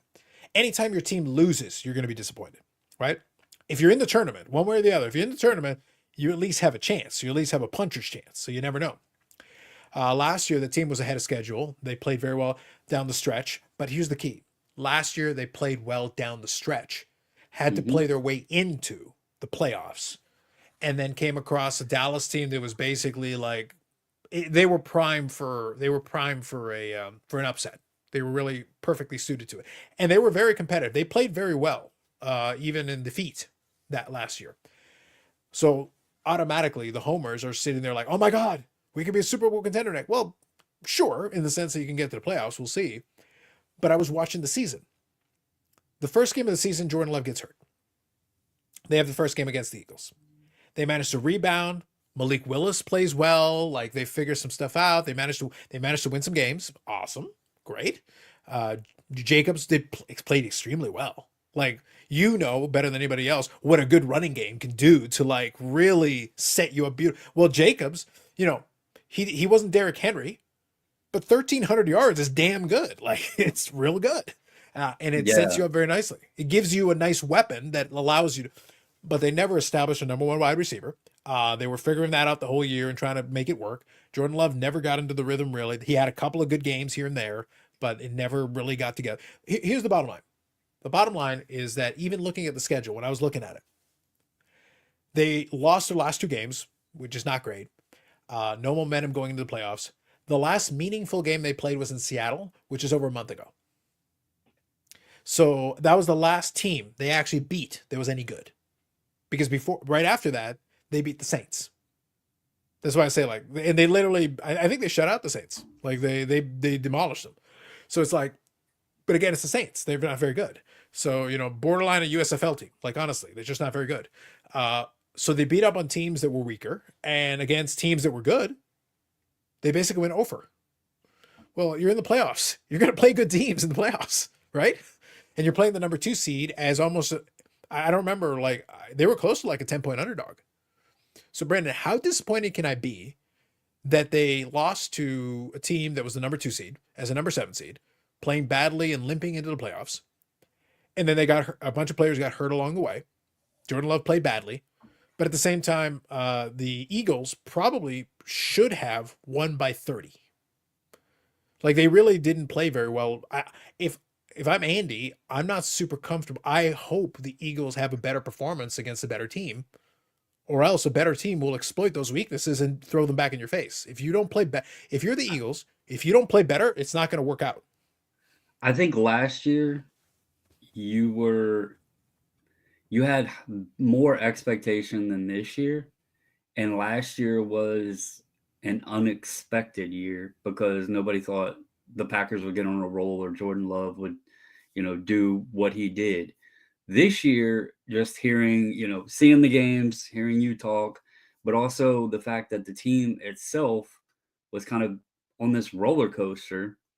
And then going into the matchup here, first week of the playoffs, last year, if I remember correctly, and I don't have it quote word for word, but you had laid out a game plan that could work versus the Cowboys, and it was run heavy.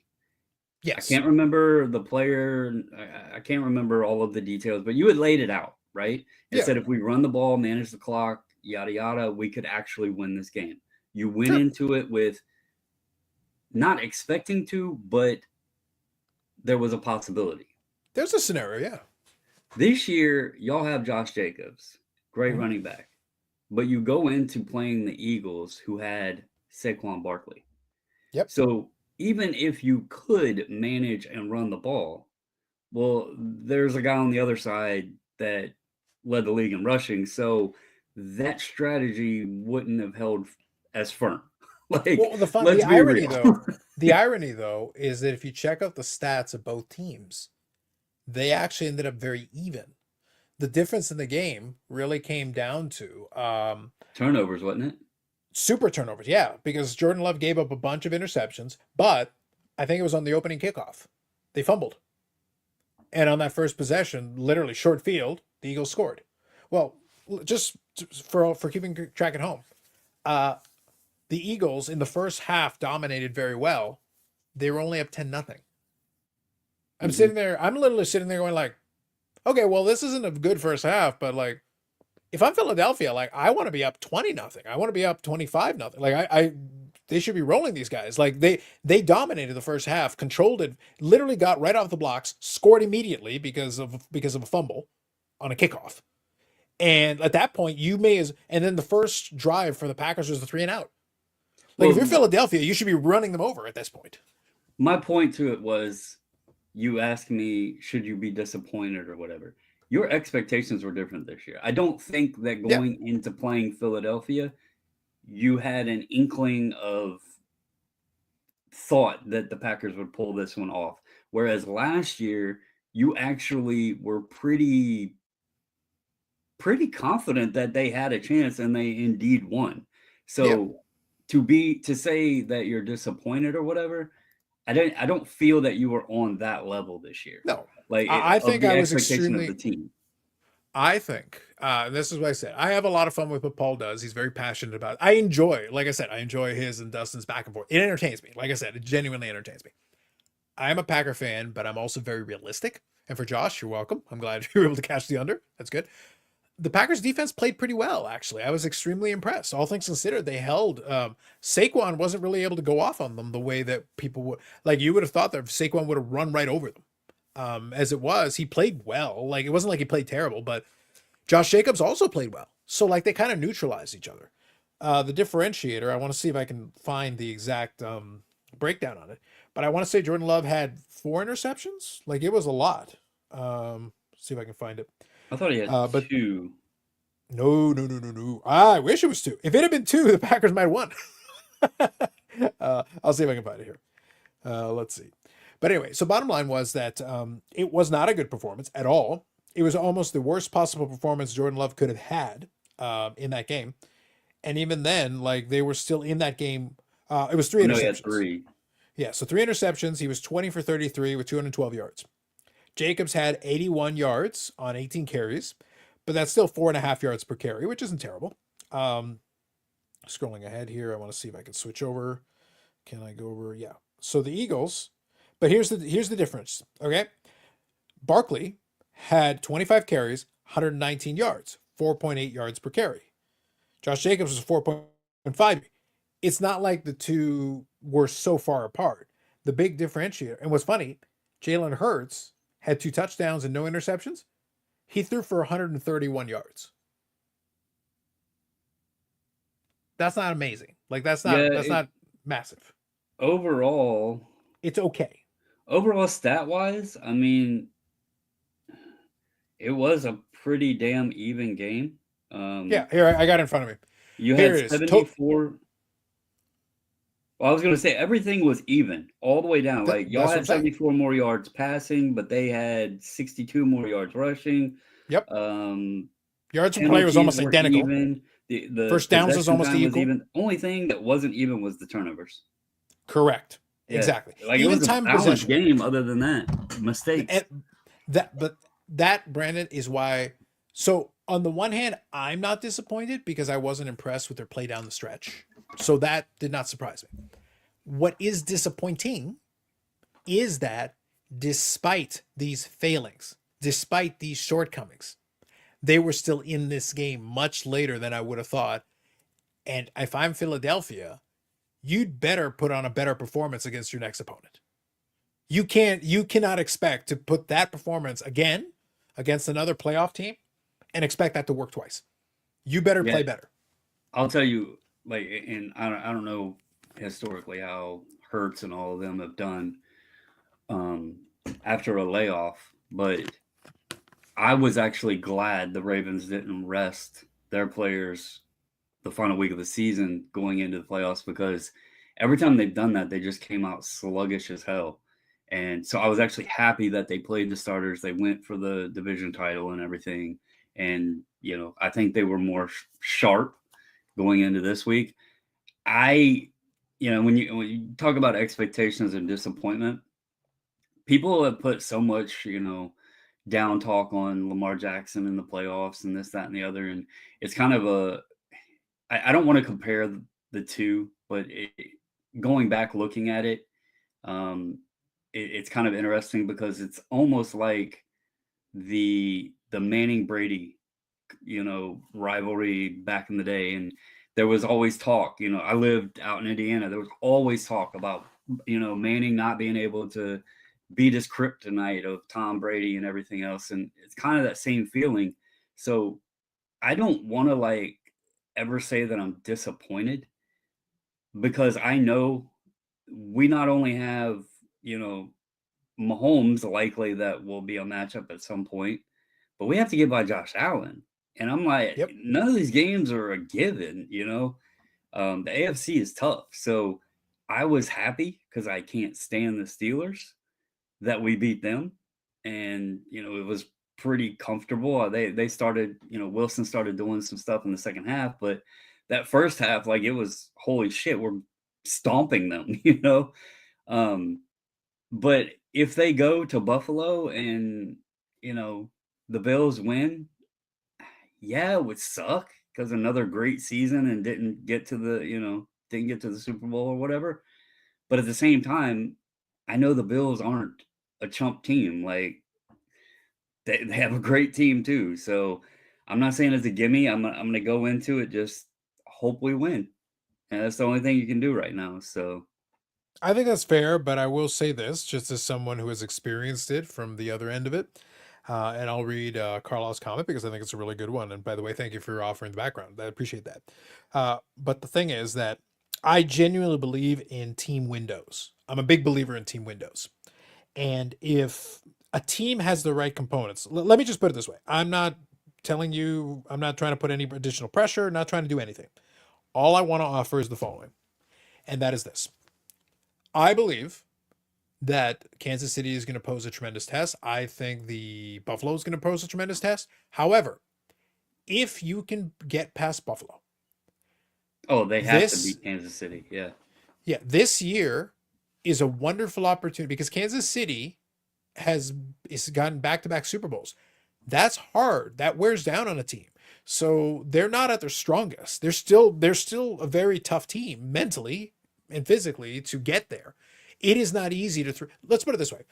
If Kansas City is able to three-peat, that is one of the greatest accomplishments. That is like gives Mahomes almost like a bonus Super Bowl. Mhm. Because in this era, it's so hard to get there again and again and again. That's not easy. It's not a gimme. So if they're able to do it, that's like an extra feather in Mahomes' cap because that's one thing Tom Brady could never do. Right. He had a chance, but he was never able to do it. To point out, like week 1, I think was the Ravens. I think the Ravens looked their worst in week 1 when they played Kansas City. And to your point of being in a game, even when a team looks bad, the Ravens were literally a toe. We kind of joked about it in week 1 when we were talking about the games and stuff. They literally lost by a toe to the Chiefs. And they played their worst that they played, I believe, all year. So to know that and also know that, the Chiefs have lost some players throughout the season, that gives me hope. I don't want to sit here and say whoever wins this Ravens-Bills matchup is the one going to the Super Bowl because it is the Chiefs and, they always But they got a seem chance. to find a way to win. This is an opportunity. But I do think that you have to consider whoever wins this Bills-Ravens matchup a potential favorite to beat the Chiefs to go to the Super Bowl. And I think a lot of people are looking at it that way. So that's the reason why I'm saying, like, for your team, my perspective, if it was the shoe was on the other foot, I'm looking at this as one of very few opportunities. Lamar is playing well. You've got Derrick Henry right now, still at the peak of his powers. You don't automatically get that again. If it's like, oh, you lose, oh well, we'll try again next year. No. There's no automatic. Oh, no, you're not getting Derrick Henry's 1,900 yards again next year automatically. Is it possible? Can you get another great season from Derrick? Sure, but this is an opportunity. I'll go into baseball for a second. When the Jays went all in 2015, I was watching that team. And they took swings in free agency. They got rentals. They did all the things. And I was sitting there going like, that was an exciting team down the stretch. The ratings, they were newspapers were talking about how the ratings, they would get over 1 million viewers. Now remember, Canada is much smaller than the United States. Over 1 million viewers to watch regular season Jays games down the stretch because people were watching the pennant drive as they were moving towards a pennant. Towards winning the division for the first time since 1993. So, which is huge. They actually did win the division that year. Against in a division with the Yankees and the Red Sox and all that. And they got to the playoffs and they won a couple of rounds. They got to the American League Championship Series. They had a chance. If they had beaten Kansas City, I am convinced. So this is what I'm talking about with windows. Sometimes stuff falls into place. You get right time, right place. A bunch of players overperformed. They will never perform at that level ever again. They just everything fell into place. They beat Kansas City. I like their chances in the World Series. And Carlos would have been broke because Carlos would have spent a crap ton of money on World Series tickets. But the point is, we never got the chance. They were not able to beat Kansas City. Kansas City won the World Series that year. Yeah. The following year, they got to the ALCS again. Wasn't quite as good a team. Still got to the ALCS. And then after that, that's been it. Since 2016, they have not had another window again. I think just overall, I don't want to get my expectations up too high because then you don't have to deal with disappointment. So I'm just looking at it as You know, they are built and can make it. Will they? I'm not going to sit here and say. And the reason I say that is watching championships happen on teams that I'm fans of, it usually is unexpected when it's happened. I mean, the 2013 Super Bowl, I didn't think the Ravens had a chance in hell. They had to beat the Andrew Luck Colts. They had to beat Manning with the Broncos, which that came on that deep bomb to Jacoby Jones late in the game. And then they had to beat Brady to make the Super Bowl. And then they had to go play San Francisco, who also was a great team that year. So to win that Super Bowl was surprising. The Nationals, look at the road they took to win the World Series. So it's always, I don't know, experiencing those and being able to experience a title in multiple sports now. But I don't want to get overconfident. Lamar has No, had I'm not talking about overconfidence. All I'm saying is that all I'm getting at with this is that I'm saying I'm a genuine believer in windows, and sometimes a fan base will almost be accepting of, well, if it doesn't work out this year, next year. I'm sitting there going like, as someone who watched The Darkness blow our entire window. Like we had a long window.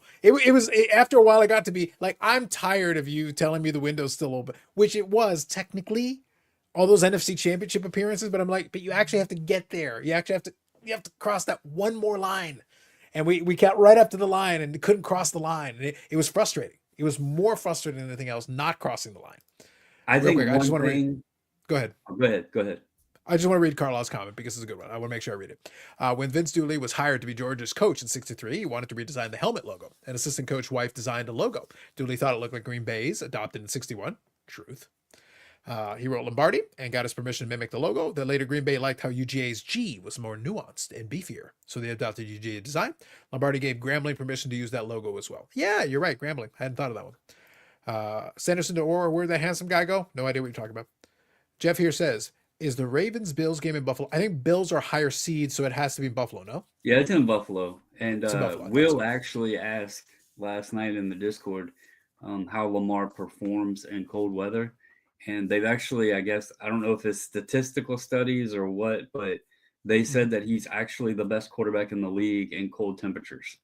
So. Oh, yeah. You brought that up. Yeah. Yeah, well, because he asked and I wasn't sure. Like, Buffalo's extreme, so. Yeah. But when I just searched it, that's what came up, and I was like, "Hey, well, there you go." Well, all I'm getting at is, look, in cold weather, I like a team that has a quarterback that can run, and a running back that can run, a punishing running back that can run and stiff arm you into the nether realm. And like what I like, look, I'm actually enjoying Derrick. I've enjoyed Derrick Henry over the years. I'm really enjoying Derrick Henry right now. I'm loving the guy who can stiff arm somebody into the nether realm. Like literally, this dude will just like get out of my way. That run he had Saturday was like straight up the freaking middle, and I was just like, "Holy shit!" Well, I don't want to Brandon, would you outside another straight up the middle? Brandon, I never played football. It wasn't my deal. I played my baseball, but you played a little bit of football. I don't care what position you're in. You want to stop, Brandon? Go ahead, go stop Derrick Henry. That man's running downhill at you. You want to get in his way? I'm getting out of his way. The Ravens, when he came over there, they were like talking like during training camp and stuff like that. And they were talking about, yes, he's 30 and all that, but they said he has the most insane like meal routine, training routine, and everything. Basically the dude is just like he's built different. Yeah, but you can see that like, with him. He's a truck that starts going downhill, and once it starts going down, like I said. You want to get in his way? Hell no. I don't. I have no interest in that. Like, I'm willing to sacrifice Eric, but that he's expendable. That's fine. But I'm not getting in his way. He can have the lane. It's all his. It's funny because we had Mark Ingram, a few years ago, 2019, Lamar's first MVP. Ingram was on the team, and so when they signed Derrick Henry, I was like, man, this team was really good with Mark Ingram. We're now inserting Derrick Henry. Now, granted, wide receivers and stuff like that have moved around, and the defense isn't quite the same. but I was like, that offense could be dangerous. And I found it funny because I was reading an article and it said something about Lamar Jackson hasn't lost since his mom cussed him out. And I was like, what's this Okay. about? And apparently there was the last time they lost, he had running lanes and didn't run. And his mom was watching the game and I guess called him after the game and cussed him out, told him, you need to start running more. And I don't know if, like, in his brain, he's like, well, we got Henry, I got to throw now. But I mean, even passing, he's had an insane season. But it's cool to see that, he's kind of transitioned and knows he doesn't need to run all the time. But it's also nice knowing that you have that in the back pocket as long as he doesn't get too comfortable just looking to pass and remembers, hey, I can run the hell out of this ball too. That it's just a dangerous offense when you put it in that way. So, that was the whole thing. Is that so? That's the reason why I was saying that I feel like the Chiefs potentially running on fumes a little bit after long years, because getting to the Super Bowl twice in a row is long years with all the playoffs. Um, that doesn't mean they're going to win, but I'm saying this is the most vulnerable version of the Chiefs you're going to get because they're not fresh. They're beaten down. They put a lot of miles on that car. They could still win, but you've got to make this is an opportunity for these other teams. Carlos says the best championship is the ones to sneak up on you. Yes.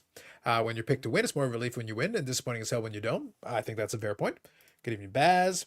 Does Brandon have a feeling if Lamar Allen is going to get MVP? So, Brandon, let me get you to answer this question, and then I have a follow-up question for you. And since Carla brought up sneaky championships, I've actually got something I'm going to share with you because I think you'll appreciate this. But before I do, first answer this question and then follow up. I want to actually bring a card-related question I want to ask the chat too. Here's a question for you. By the way, I'm watching the football game as well. 10-3 still right now. LA is beating them. Vikings are actually trying to drive a little bit, but they're 4th and 15 and about to punt. So it's Sam Darnold is struggling a bit. But speaking of the cards, Justin Herbert, another frustrating year. Here's a question. I actually looked up his stats. Regular season, if I take his career so far and I just looked at it in a vacuum and didn't ignore everything else, he's been really good. Like overall, I would say averaging almost 4,000 yards passing a year. Pretty impressive numbers if you look at the numbers in a vacuum. But that team and Herbert has struggled mightily in trying to do anything playoff-wise. So now, given how much money some people already paid for the cards, so that's why I want to pose this question and also follow up with the Herbert question. Given the amount of money that people pay, so right now he's in that like no-win situation. Because if you're one of those people who paid too much for the cards, there's almost no way you can win now. Because now everybody is down and out on Herbert. I think he's gonna sink like a stone because this offseason is not gonna do him any favor. Again, all we've got is the bitter taste in everybody's mouth that they failed so badly again. It feels like a Phillip Rivers all over again. Phillip Rivers 2.0. Good stats in the regular season, not translating to playoffs. Are the Chargers cursed? Is it Herbert? Like, what's the situation? But then there's a dude, I don't even remember what the top one was. I swear there was like a Herbert card that somebody paid close to $1 million for.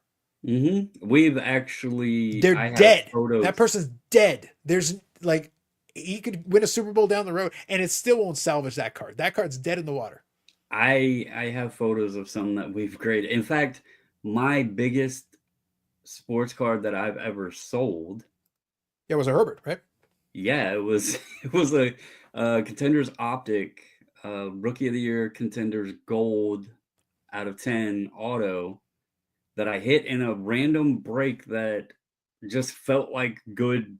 Like I think I paid $80 or something, but it was like across.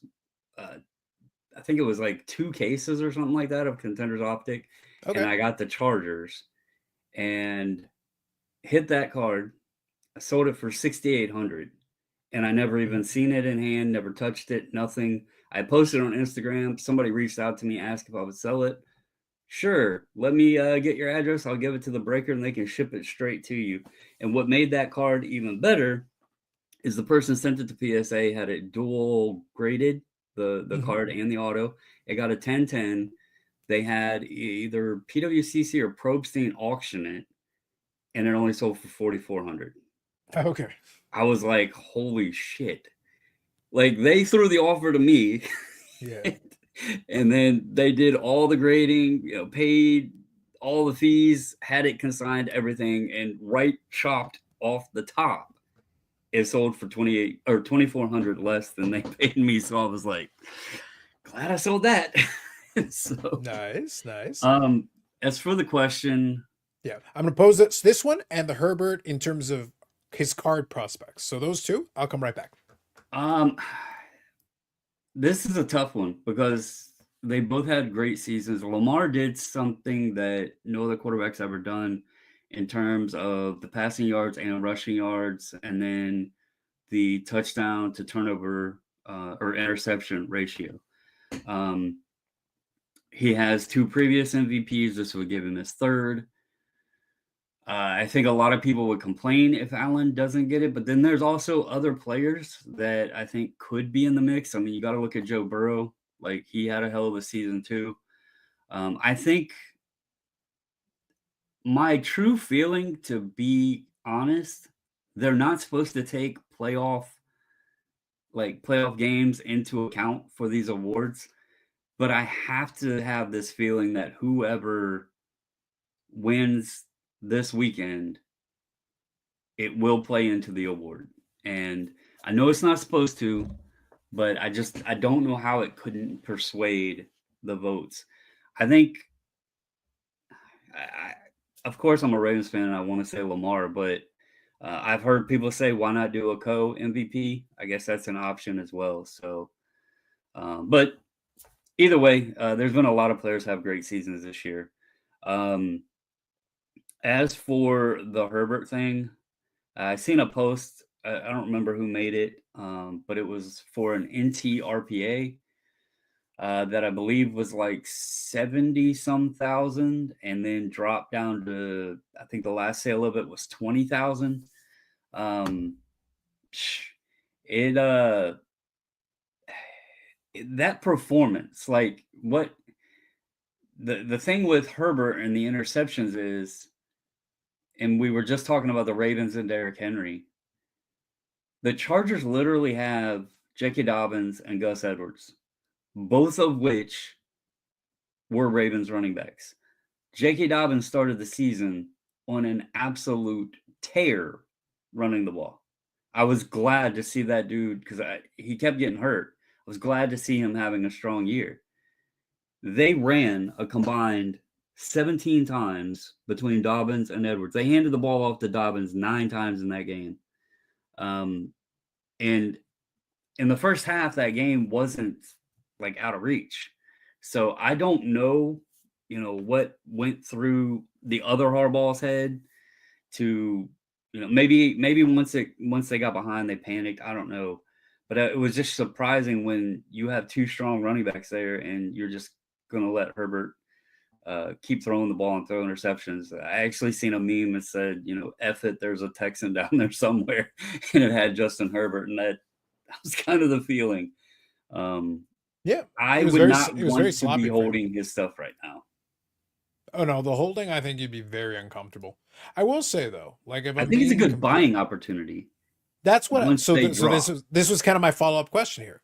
I wouldn't do it right immediately, right away, but I gotta be honest. That's why I led with my initial point is that regular season wise, he's played pretty well. He's not leading the league and everything, but I think he's had a 5,000 yard season, and he's had a couple of 4,000 yard seasons, and he's had a pretty good run, all things considered. The problem that he's got right now is that his reputation is regular season good, and then and then trouble when you get to the playoffs. But I thought again, somebody was joking. I didn't actually know that this was a legitimate stat. He threw more interceptions in that game against Houston than he threw in the entire regular season. he actually had 3 interceptions in the whole regular season. Yeah. Yeah, I thought Like- somebody was joking about that because of how many. Yeah. Wow. That's what I mean. Like, so the point that I'm getting at here, Brandon, is that this game was like the worst possible scenario for him. He played as badly as he could, but even though he did have an amazing season this year, again, he only gave up 3 interceptions. the whole year, which is to say, not bad, pretty good. Like if you look up his stats, they're not. He wasn't competing for the MVP, but he was good. Like Yeah, as a team, you should be like, look. If your guy only gives up 3 interceptions, he's not being sloppy with the football, like, and he's still passing for decent yardage. So it's like that seems okay. So like I'm wondering, to me, I'm not running to go do it, but if you guys get down on him enough, I would consider being a buyer. I gotta be honest. Like if you guys get down on him enough, drop him down a little more, like put some downward pressure on that card. But I'm like, I think the thing I'd you take a have to flyer. look at too, though, they're being critical of him because he was in the playoffs and had such a terrible game. He does have good, all of his season stats. He did have a 5,000-yard season with 38 touchdowns. Yep. Last year he only had 3,100 yards, 20 touchdowns, but overall he's had pretty good seasons, pretty consistent there. But this game, everybody's putting him under a magnifying glass. Yeah. Yet Joe Burrow, his prices are pretty strong. Burrow has this guy named Jamar Chase that he's throwing the ball to. That helps him a lot. He didn't make the playoffs. He has been to the Super Bowl, but he lost. He's a Cincinnati Bengal, and that team doesn't have much history there either. So, people are willing to dump money in Burrow because his regular season stats were good. Why are you going to be as critical on Herbert? Because he had a good regular season. At least he made it to the playoffs. And, oh, by the way, the AFC, and Joe Burrow didn't. So I think that's one thing to consider too. Why are you going to, praise this guy who has a great target to throw the ball to, but isn't even making the playoffs? But then you're going to critique this guy that made the playoffs. And yes, he had a bad game, but regular season, I mean, they're both decent players. So I don't know. It's funny how so much emphasis gets put on the playoffs, but then a guy that doesn't even make the playoffs can be still deemed as a great player, constantly. It's kind of like Mike Trout. It's kind of like Mike Trout. That's the best way to put it. The greatest player in baseball, but yet the guy never makes postseason. In the NFL, it sounds like it's almost better if you don't make the postseason and you just crush it during the regular season. With certain guys, yeah. With certain guys, it's true. Carlo here says everyone's playoff stats should be inferior to the regular season stats. All the opponents are very good. Yeah, some guys do transcend. Some guys, though, do step up and like elevate their game. Because there's some guys who made their careers for being in the regular season okay, but then in the playoffs they would take it up another notch, and like it would be that's where they would build their reputation. They'd build their reputation of becoming the guy in the playoffs for some playoff runs. The player that and since we were talking, Herbert, and we're talking these young players and how much their stuff was, and a couple years later, how it's declined so much. Obviously, being near DC and everything, there's been a lot of hype around the Commanders. And Jaden Daniels just won, the Commanders just won their first playoff game in 25 years. I also seen a stat that was quoted that it's the first time that a team had no punts and no turnovers behind a rookie quarterback 3 times in a season or something like that. Okay. And they all were Jaden Daniels this season. So that's pretty impressive there. I thought that team is like wishy-washy though, because it's like they'll come out and they'll look very bad and then they pick it up in the second half. I don't know if that's just second half adjustments. I don't know, but they've looked weird, but they've won. He's a guy that I'm very interested if they can win another playoff game. What kind of hysteria does his card prices hit?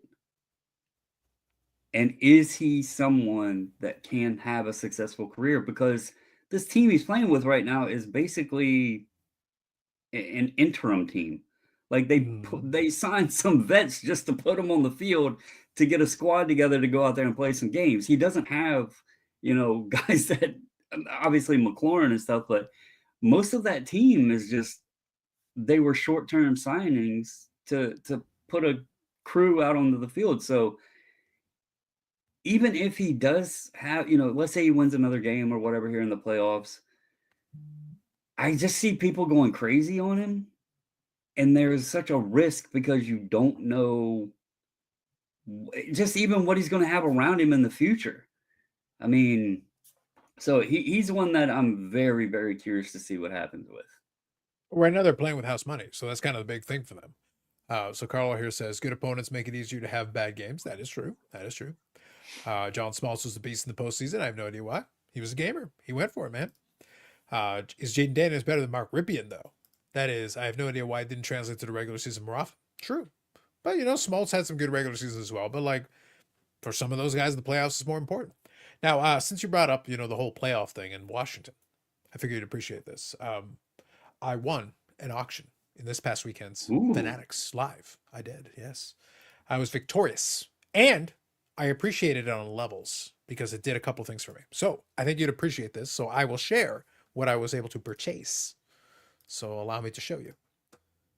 I purchased a jersey of Juan Soto. Now, here's the thing. Very nice.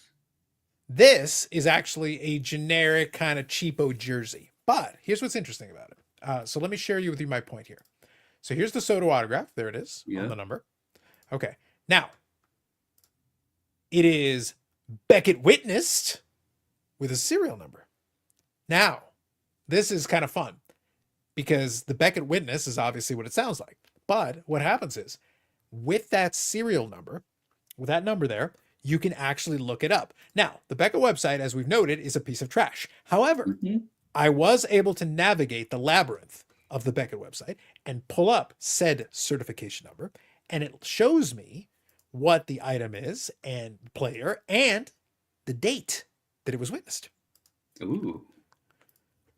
So this certificate number here was actually, it was actually the jersey number piece itself. So likely it was added to the jersey after the fact. Juan Soto, Beckett witnessed August 14th, 2018 in St. Rookie Louis, Missouri. jersey. Well, rookie year. The number itself, rookie year, yes. Yeah. Which is actually kind of a fun little addition. Yeah, okay. I'm pretty sure he was up by then. I was trying to think back of when he actually made his debut. I have it on a card up there, but I can't see it from here. Yeah, that's later in the season, so I'm sure he had been up already. But it is rookie year. That's pretty cool. Yeah, I thought the fact that it was rookie year was a kind of a fun little add-on as well. So even though it's like kind of a generic jersey, it's Washington on the front. It's got Soto 22 on the back, and then it's autographed on there. But yeah, 2018, it was witnessed. I'll tell you, like, we talk a lot, about the crappy signatures that players do today. And I was actually thinking about it. They're hard to find now. But I actually might put on a list of things to try to obtain is one of his minor league signatures when he was signing in person, just the big ass JS, because he signs so much stuff now that I just think it would be a cool piece to add, and it goes along with the story, because he doesn't sign that way. I've not seen that signature on anything in a very, very, very long time. So, and that I don't really see them pull up when I've done just brief searches, but that's something I think I might try to add because I think they would be cheap enough and it'd just be a cool piece, but it's one of the crap signatures because it's literally just their JS. Yeah. So to answer, his major league debut was May 20th, 2018. May 20th, 2018. Yeah, okay. I figured he was up, but I couldn't remember exactly when it was, but that makes sense. But I thought it was extra kind of fun that it was a jersey with the signed number and everything, and the whole Beckett witness thing, of course, Bougie Eric and everything. But I like the fact that the Beckett witness thing with the serial number, you can correspond it. What's on the front? Is it got the It's Nationals? Washington. Yeah, I'll show you. It just says Washington. I'll show you. Here. What the hell? It's not an official jersey. Just to be I was clear. gonna It's say, not. like, yeah, It's that's not. that almost looks like the early day jerseys, No. but It's basically like you could consider it a Dick's Sporting Goods jersey and everything. What they did is that the signing was the numbers. So yeah, imagine you got a signing, they gave them like the twos, and they say sign that, and that's basically what they did, and then they put it on a jersey base. Yeah. This jersey is basically the repository for the signed piece. yeah, no, that makes perfect sense. I was just surprised that they, Yeah. and like that's why I asked what was on there because I thought maybe they just did the back like for a framing. You know, they do that. What I think sometimes. They'll do the what front I think was blank, interesting but- about it though, what I think was interesting about it though for me was I actually I think it ended up being with the juice. I think it was like $150 for a rookie year signed piece. So I was like, yeah, that's not that's bad. reasonable. That's fine. Yeah, I'm okay with that. Like if it was a real signed jersey, it would cost more. The jersey costs more. Basically, costs $150 with the number. Like if I got a Soto jersey with the name and number and everything, that would probably cost like 150, more than $150, honestly. So Yeah, I was I like, don't- yeah, for that price, that's fine. I don't have a Soto jersey. I do have some signed jerseys, but I stopped like trying to get jerseys and stuff because they're hard to find places to put. You Yeah, know? I don't make a habit of it too often. I just thought the fact that it was a 2018 signature, Yeah, I thought was kind of neat. I think it kind of the fact we can actually put a date, a location. No, of course we talk about the whole provenance and everything. The fact we could give you a date and a location, I thought was kind of a fun little add-on. So my inclination, CC, would be to frame it if I can. Probably that'll be what I'll shoot for. Again, it's a cheapo kind of jersey that they put together, but the signature is the important part. That's the real stuff.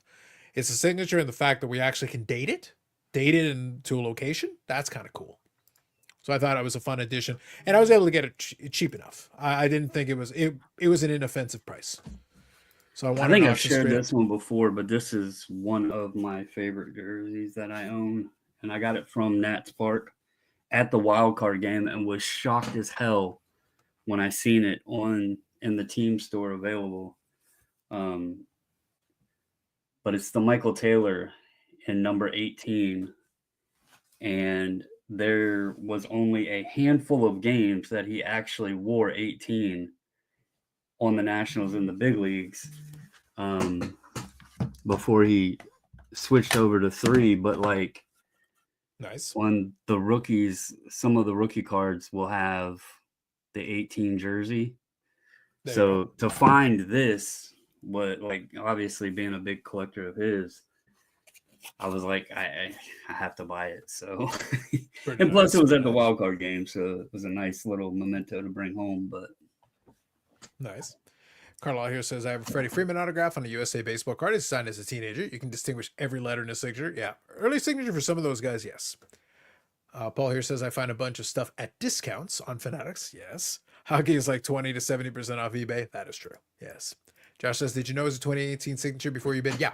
I used the serial number. That's why I said that sticker. You can actually punch in the serial number and look it up.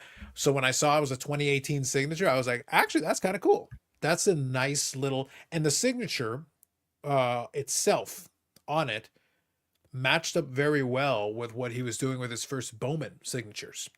So like stylistically in the design of it, very much matched up well to the first Bowman. So for me, I was like, oh, that's cool. So Brendan, for me, that was the biggest feature. I like the fact that it's a 2018 signature. I like the fact that we can actually look it up to the specific period. So the fact that this is generic jersey, I really don't give a crap. It's basically just a vehicle to have the signature onto something, attached to something. So probably so more than likely I'll get it framed and have the thing where the number is facing the back, and there it is, just with the signature on it. And I don't really care what's on the front at that point. But it's just a neat little thing. Carlisle mentioned the USA cards Yep. and the autos and how much they change. This was a fun pickup I got a couple years ago. Brady House, one of the Nationals prospects. And this is the USA 14U team. And you can tell there what Carlisle was talking about with the autos. Brady's auto is nowhere close to that now. But what I thought was cool in this is this would be his first game-used Logo Man card because it has the Logo Man from the USA jersey on there. Logo man's. Nicely done. But I think one of the things is that jersey or the autograph and everything that plays into what we've talked about in the past is that even with Soto, I'm looking for stuff that's a little bit different, that's a little bit interesting. Like I'm looking for themes. I'm looking for like I'm not going to go out of my way. I'm not going to pay the full freight to get myself like a game used jersey. I'm not going to pay the full Right. freight to get myself like a fancy, fully featured jersey with an autograph on it and pay the premium and all that. But like I was presented with an opportunity for a fairly reasonable price to get a Soto signature from his rookie year in that avenue. I was like, oh, that's cool. Okay, that's neat. I have Soto signatures. It's not like I don't have any, but it's like it's just a different twist on the idea. Well, the other thing is I love Soto, but I made a point from like the start that when I finally started buying his autos, I wish I had bought all of his Bowmans back when they were cheap, dirt cheap, and I was dirt cheaper. But anyway, They're cheaper. That is the a ones that technical I term. Now? have obtained, they all have a meaning to them. Many of them from the wild card game of the World Series run. But you mentioned like looking for unique or obscure type pieces. The rookie auto, I do have a first Bowman auto of his, but the rookie auto I chose is one that you just, and I would get it out, but it's a pain. It's in that case up above there. But it's the Tops Now rookie auto, but it was only given to the Tops Now Platinum Rewards members or something like that.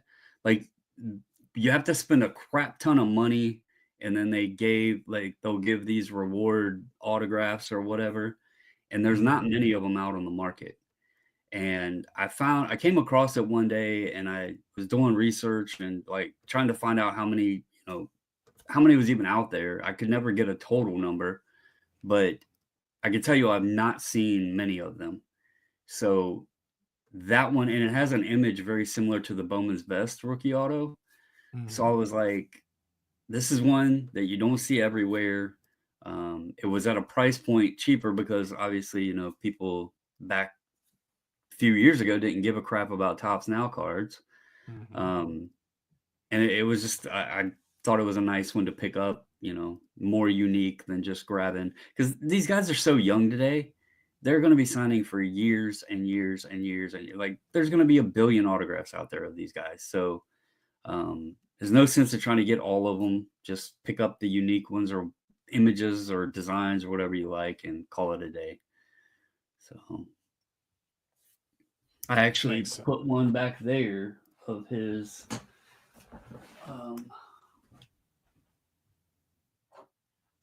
that I thought was pretty cool. I wish I had gotten a different color, but these were hard to find. It's the Pentamerous penmanship, and it's got like that shadow box design, and it has the hands on hips image there in the front, and then in the back it's not identical, but it looks like the 2018 update image on the black and white there in the back. So I thought that was a cool one because it had the kind of like two rookie images on there. So who has the nicest signature in your collection? Ooh, I mean, I have Mariano, and like his son literally signs just like him. And I mean, obviously he has a great autograph. I'm actually going to say, I'm going to say Michael Taylor. Like he has a very clean, I don't have one here on my desk, but I don't think. No. I mean, he has a very clean auto that he signs the same way every single time. And like, no matter if it's game you, like the cleat, I can grab that cleat and show you. He signs it the same way every time, and it's very clean. Yep. So I mean, it's not like all fully spelled out, but as far as clean and takes his time and signs it nice, I like his auto. That's also why I know there's a couple cards on eBay that I want just for the cards, but they've been authenticated as autographs, and I know they're not his autograph. But Very nice, very nice. Yeah, for me by default it has to be Medano. I used to have I had a Gordy signature. I sent it over Eric's way. Another one that's a really good signature that I've had. Um, I'll be honest, a lot of the other signatures for a lot of the other players aren't as nice. I have a Lemieux auto. I have had Iserman autos. They're okay. Some of them are okay. Some of them are not great. I've had Gretzky autos. Some of them are very not amazing. I don't have Uh, Gretzky. I have a Griffey. I have a I've never Mantle. thought Gretzky's auto is honestly very good. I've had a Griffey. I think some of the Griffey autos I think are excellent. Some of them are Yeah, mine really is well done. really nice. I have a Mantle. I have a Dale Earnhardt. His is kind of fancy. I have a Jim Brown. He signs nice. You know who actually has a pretty good signature if you look at it closer? Oh, Raleigh wait, what the Fingers. hell am I talking about? I don't know. What the hell are you talking about?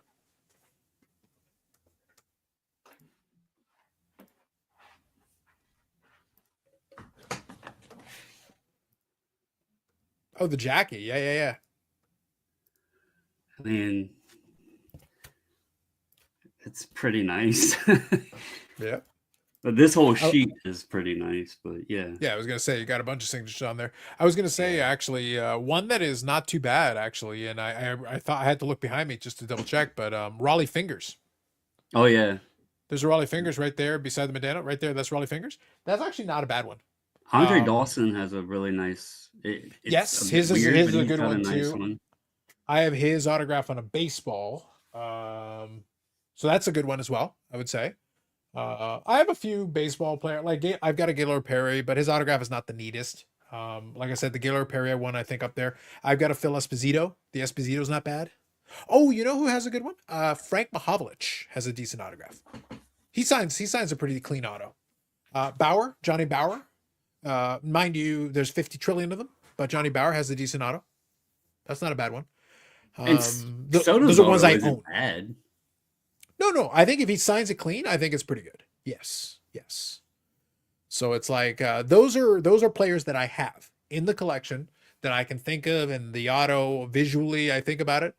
One, if you were to get it and get a good one, Maurice Richard. If you can get a good Maurice Richard, he signs a very nice clean auto. Like get one of the ones obviously when he was not at the end of his life, but just before that, a couple of years before that, he's still signing very clean. Like he signs it all the way through, nice and clean, nice and crisp. Some of them are very good. Look at the Raleigh Fingers autographs now. Yes, they look nice. Perhaps that's because he's a collector too. Yeah, he takes his time. He still does a very good job with those. And we had the Ferguson Jenkins Foundation here that used to set up a booth at the expo. And they would have a lot of the baseball legends. Raleigh Fingers, that Raleigh Fingers came from the Ferguson Jenkins Foundation. So it's a charity. You're giving money to charity. Good cause. And then they have 8x10s. They have baseballs. My Louis Taint. Louis Tion. The infamous Louis Taint from Geoff. I have a baseball signed by him that came from the Ferguson Jenkins Foundation. That's where it came from. So they had a lot of good stuff on there. Don't have one, but Dale Murphy seems to have a nice one. I think that's fair. It's fair. So he says, autograph you don't currently have, but one in your collection. Let's assume the signer is still with us. That's a tough one. I don't know. You don't currently have, but one in your collection. Got to think about that one. I don't know. I'll tell you have an answer. one. He's not still with us. And this isn't like, I don't actively hunt for them because there's a lot of them out there. But it's one that I actually bought and was excited that I bought. And it got ran over by the mail truck. And when it got to me, I unfortunately had to reach out to the seller because it was destroyed. The card itself wasn't, but I can't even say if it wasn't because the slab was so bad I didn't want to mess with it further. But I had bought a Gordie Howe the rookie reprint auto, and it was slabbed and authenticated and everything. So yeah, I would have, you know, it's not in my collection, but I obviously had bought it and wanted it. So that was a bummer because I got that at a price that I was, you know, happy with and had been wanting. I was buying some of the rookie reprint autos because I think that's a nice way to get a player's autograph, normally at a reasonable price. Found that one and came in and it literally was like ran over. So Very nice.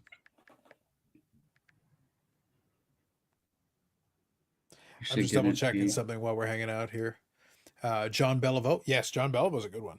That's a solid choice. I would agree with that one. Carlisle said that AJ Smith Schauer or Shawver signs. Yep. He signs a nice. Who was the guy? I can't remember the name off the top of my head. I can't. I'm thinking it was basketball, but he actually, when he signed his name, he would like draw it to where it looked like a penis. Shawn Michaels? No, I think it was a basketball. Well, for the record, Shawn Michaels from wrestling does have one that looks like that. Well, this guy would do it like intentionally every time. Oh no, he does it intentionally. Yeah, like, it's very intentional. I assure you. I'm thinking it was a basketball player, but I can't remember. Yeah, I'm just saying some of the Shawn Michaels ones definitely have that, and it is 100% intentional. As Robert Jackson says, Timu Solani has a good one. Iserman is good if you can get a clean one. If you can get a clean one, yes. Some of the Iserman ones are a little sloppy, but if you can get one where he's taking his time, yes. I would agree with this statement. Then yes. For that, yes, I would agree. Evening Ham.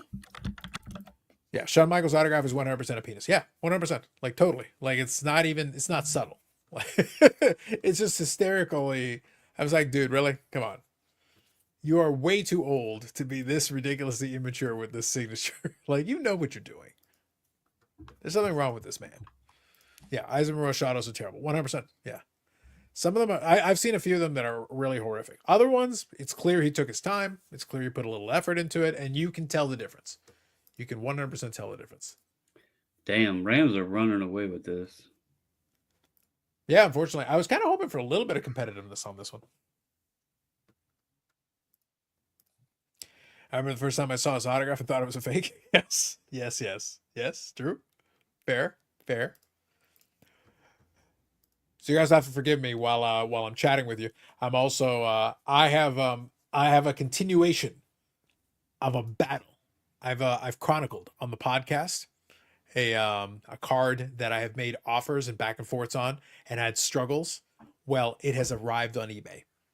Ooh. And now is an opportunity for me to prove my points. So now I am in a protracted struggle with the seller yet again. This is the Instagram card.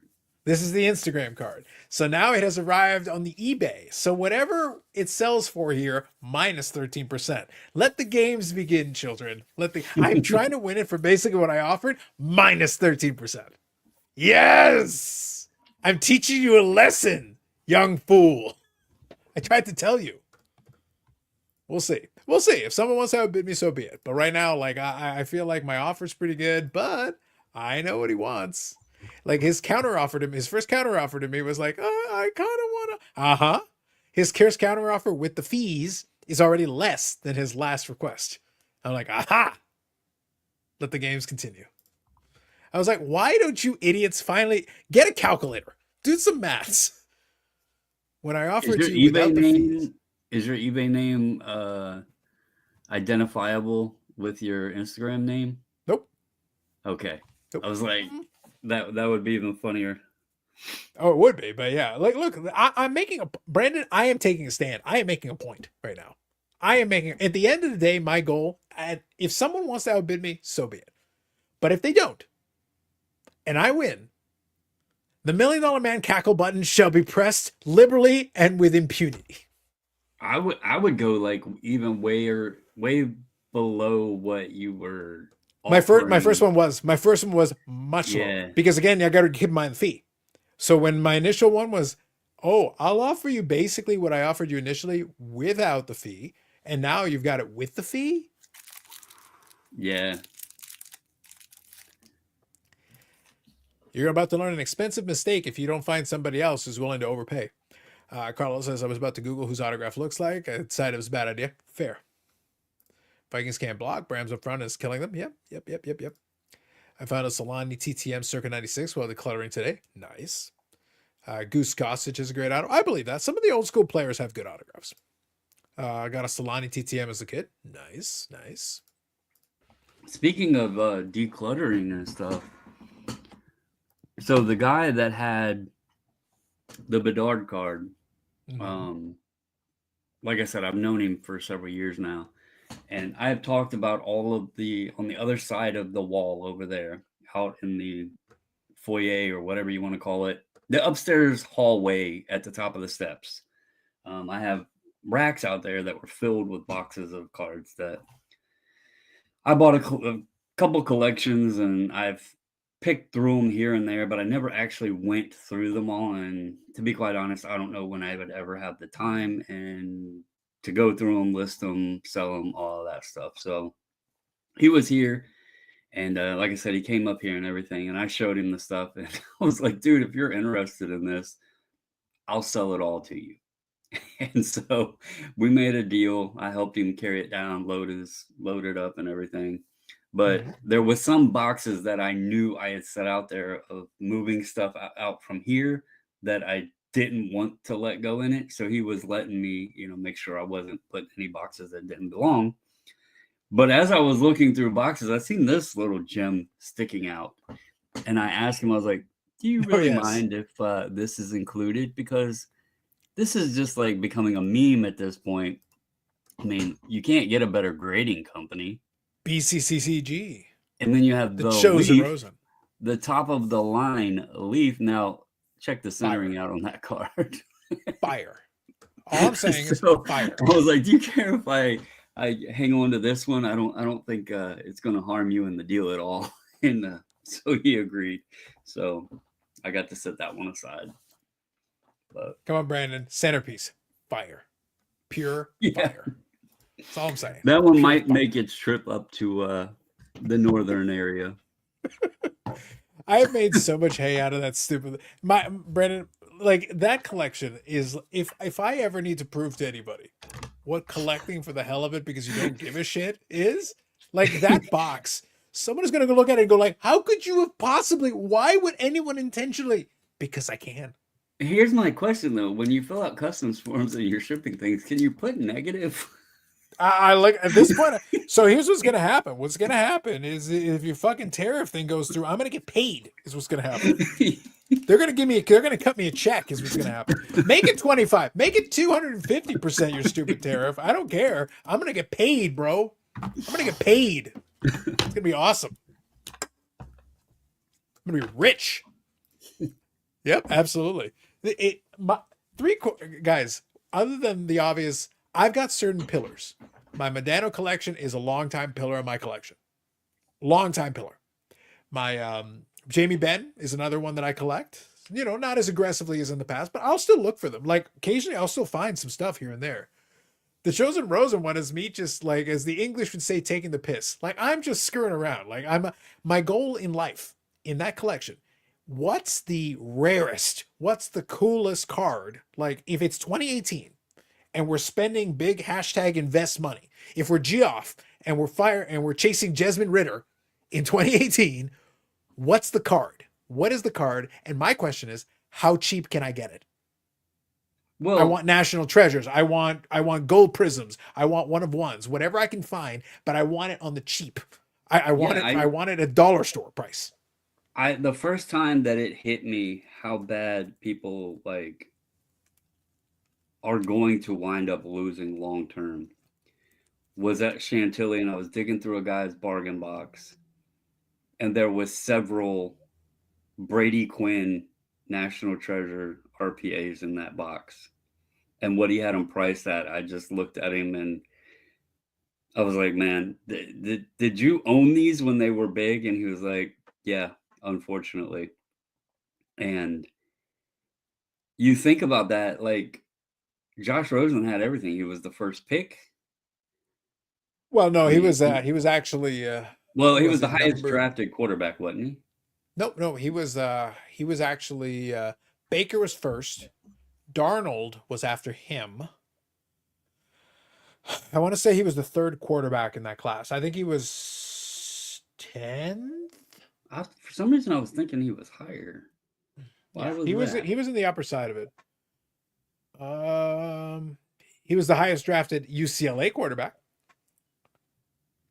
He was drafted higher than Lamar. Oh yeah. Well, Lamar was right at the end of the first round. Because if you guys remember, it was Baker, Darnold. I don't remember the order after that. I know Lamar was last. I know Josh Allen was there and Josh Rosen. We had 5 quarterbacks in the first round. And I think I could be mistaken, but wasn't Saquon also in 2018?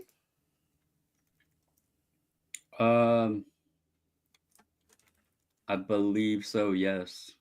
Yeah, because so overall, like not horrible if you really think about it. Like there was actually some decent players in that draft if you really think about it.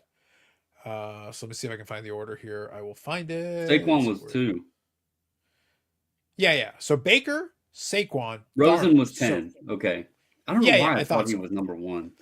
Yeah, no, he. I think the quote that obviously was thrown back in his face later on was, "There were 9 mistakes taken before me," and I was like, "That did not age well. That did not I age remembered for some reason, and again, it sounds stupid to say, but that was 7 years ago. Time has flown. well." Oh yeah. For some reason, like I was buying into breaks back then. That was a weird period of my life. And I actually bought the Cardinals in a few breaks, and I hit like 2 autos of him. So for some reason, like doing that was making my brain think he was the top pick. I don't know why. That was stupid of me. But yeah, specifically though, the reason that I remember it is because in 2018, I don't remember what was the reason why, but I guess I was bored, but I actually was buying into some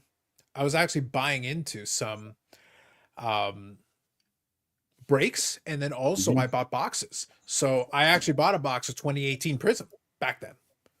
Down the road. that's Now, where you got the in retrospect, my best play would have been to sell the box because the box was so much money after a while. Oh my God. Let's not talk about that because I've shared the story of 18-19 Prism basketball, and we bought 14 cello boxes from Blowout, and they were like they were on sale for I think $89 when we bought them. They were regular, I think $120 back then, because they had 12 cello packs, and I think the cello packs, if I remember right, were $10 a pack.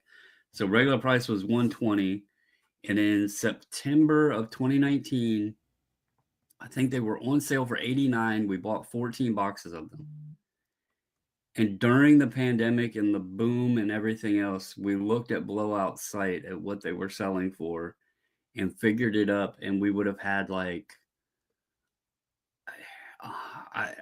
it was like 140 grand or something like that, because them boxes were so expensive because of the Lucas and everything else. It was insanely stupid. And here we were, we had opened them. Yeah, but like at the time, it wasn't even a consideration. Like, to be honest, when I bought that Prism box, initially I actually listed it on eBay for maybe a week, and people had a chance to buy it from me, the box. And obviously the box would go on to go crazy amount. In the end, I lost my patience. I said, screw it, I'll just open it. I'm to be clear, I made my money back on the box and then some. Oh yeah, I sold some cards initially. Then that box, I sold some cards initially. $100. Yeah. No, that box was $270 Canadian, so maybe about $200 US. 200 US. Yeah, I was going to say 18. It wasn't like crazy. It wasn't bad. Yeah, it wasn't bad. That. And the other thing that like a lot of people forget, or just don't realize that because they're newer, the hobby boxes were the only way to pull the silvers for football. You couldn't get them in any retail product like people do today. So the price point of them then, if you put that rookie class in today's release, Good Lord. how much would those boxes be?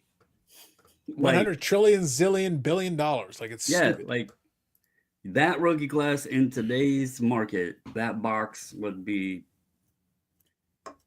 what? Well, what is the shit today? Probably $1,000 for Prism. For Prism? Yeah, like what's the most recent? What's the most Prism? recent Prism football? What's the most recent Prism football? It should be 2024. Maybe, I'm not sure. Let's see. You can double check. 1,300. As for what, the box? Yep. That's what I'm seeing. Sports World. Who's Sports World? Well, if it's in Massachusetts, I think there's just some shady people over there. Sports World. Who's the I see, this tells you how closely I'm paying attention. Who is considered the 2024 rookie then? Who's the rookie for it's the guys we were just talking about, Jaden Daniels and Bo Nix and Drake May and all them guys. Yep. If this is Eric's shop, which I don't know if it is or not, it says Sports World Card Shop. Jaden Caleb, this thank is you. $1,270. Yeah. Drake May, yeah. I've actually been looking at empty boxes lately and wax wrappers. One had the completed set albums. Yeah, that could be fun. That could be a fun diversion for sure. You can have some fun with that. I say, why not? Like, so maybe, so just to make up the point here, my opinion has been, and I'm very consistent on this point, my opinion is that you should find these lanes of hobby to have some fun. You should never take this shit too seriously. It's not worth it. There's no reason why you should ever take it too seriously. I'm offended if someone takes this hobby too seriously because it's stupid. There's no reason to do that. The shit, like the Rosen collection and everything, like, is me screwing around. Like, I don't care. The stuff's worthless. I know it's it should be worthless. The guy is out of the league. He's been out of the league for a couple of years now. He's never coming back unless he gets bonked on the head. And this, you know what my favorite part about the whole thing, Brandon, with the story?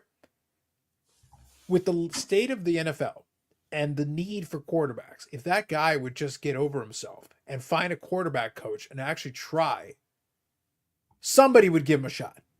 He could go to USFL and somebody would give him a shot if he actually gave a shit and wanted to try. Yeah, football used to be one of my most favorite sports. Basketball was too. And it's funny, it was during the period when I didn't really care about baseball because of the steroid era, and then I grew up and changed my thinking on that. And now I follow football, but I'm not engulfed in it like I used to be. And it's just hard for me to get into like collecting some of the players because, like you said, the attitudes and the contracts, the money that they're doing, the careers seem like they're shorter. It's just, I don't know. The rules of the game have changed so much. It's hard. Like I would rather buy like a guy that I was going through some cards earlier, Jamal Lewis, great running back. You can buy his stuff dirt cheap. I'm not interested in throwing around for these rookie quarterbacks every year. And to collect Josh Rosen, my bad, no disrespect to Rosen, just for the simplicity of the fun. I think that's the epitome of what we all should be doing. I'm not saying go for a bust and buy Jamarcus Russell or anything like that, but putting the fun into it instead of worrying about whether or not the guy's going to win 4 Super Bowls or whatever and go to the moon.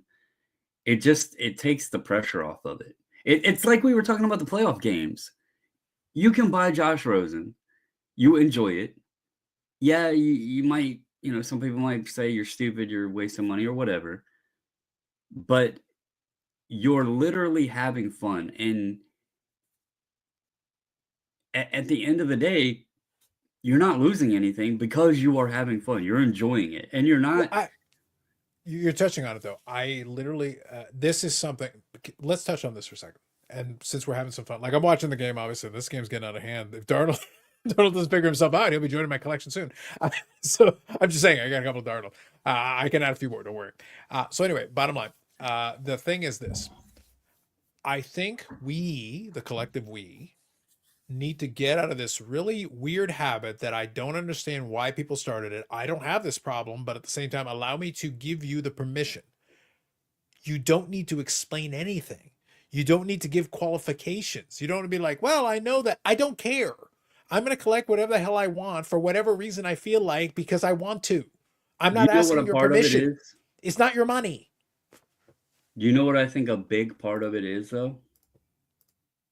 The social media, the YouTube, and people have admitted this, that they feel like they got to spend a lot of money and get these big cards and share them on Instagram and YouTube on all of this. Because to be honest, I mean, I've been collecting Michael Taylor for 7 years. I've collected Victor Robles, or 8 years. We're in 2025 now. So, going on 8 years, both of those guys. I didn't start buying them because I expected them to be Hall of Famers. I didn't expect them to hit 50, 60 home runs. None of that. I didn't expect that. I bought them because I had interactions with both players. I liked that they were both center fielders. They played great defense. I loved how Taylor was getting called up and sent down, called up, sent down, but he didn't give up. He kept a positive attitude and kept trying. And then, he would sit the bench, and if they called him in to pinch hit, he would be ready. That's the stuff I liked about the guys. I wasn't buying them because I was thinking I was going to get rich. Robertson, the joke's always been that I pump him. I was buying him because I had just gotten into hockey. I found a guy, that I felt would be fun to follow his career on because he was a rookie and came in. And I was like, well, everybody's hyped over Lafreniere, and this kid is, young. He comes right in. He has a point scoring streak. His cards are cheap. Let me start buying some of his stuff. And that led me into being a Dallas Stars fan. It wasn't that I expected him to ever be good. And this year he's having a terrible season so far. So, he might have had just a couple good years. Who knows? But he's fun to collect. So that's what's most important, I get people, you hear people say, I grade my cards to maximize the value of them and all that, but I get that to a point. But a lot of the stuff I grade that's in my collection is just because I want it to look nice in the holder. Like, I'm not thinking about, here's a perfect example. And going back to Robertson, and I don't know if Wes is still listening in the background or not. I bought a card off of Wes last week, and he reached out to me, asked if I was interested in it. I was like, how much you looking for? And he gave me a price, and I was like, yeah, I'll take it. And then I had to laugh because I actually was going on. It was a Star Rubies, the Metal Universe Star Rubies, but he had the Prospects one. And I actually had noticed that they made the old style Star Ruby with like where it looks kind of like the blood platelets or whatever, with the shiny foil on that. Okay. And I had found one, and lo and behold, it was in a coaster holder, and the person was wanting more than I was wanting to pay for it. So Right. I actually got on to look to see if there was any more available. And I came across one of the prospect ones that had just ended like a few days prior, and it sold for like, I don't know, $3 or something like that. It was on auction. And I laughed because I was like, man, I really hope Wes bought this one. Sold me the one he had and bought this one. And I think it was a PSA 8 actually. And I messaged him. I was like, dude, did you get this? And he was like, oh, I feel so bad. And I'm like, don't. I was like, you offered me this card at a price. I felt it was worth the price. And I'm going to be honest. When I'm buying PC stuff, there's many times I don't look at what the comps and stuff are. I look at, is it a card that I really want? Am I okay with that price? And I buy it. You know, it, there's so many sites out there too that there could be one on another site cheaper than eBay or whatever, you know. So he kind of like felt bad, but I was like, dude, I actually laughed. And my first thing I said was, I hope Wes bought that one because like I was happy with getting the card at the price he sold it to me for.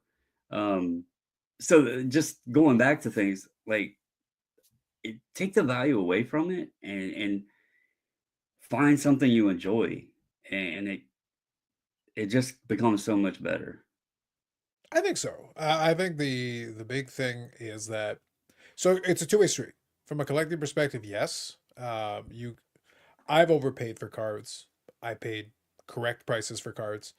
I've underpaid for some cards. So Mhm. like it evens out in the wash. If you play the game long enough, it evens out in the wash, I think. You'll come across some stuff. And even like collecting wise, but also like other situations. I had one of the situations, actually I wanted to share it because I thought it was a worthwhile point.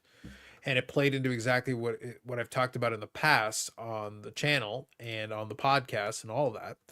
And it made me laugh because it was basically what we've talked about in the past, but played out to its logical conclusion. Here, I've got it.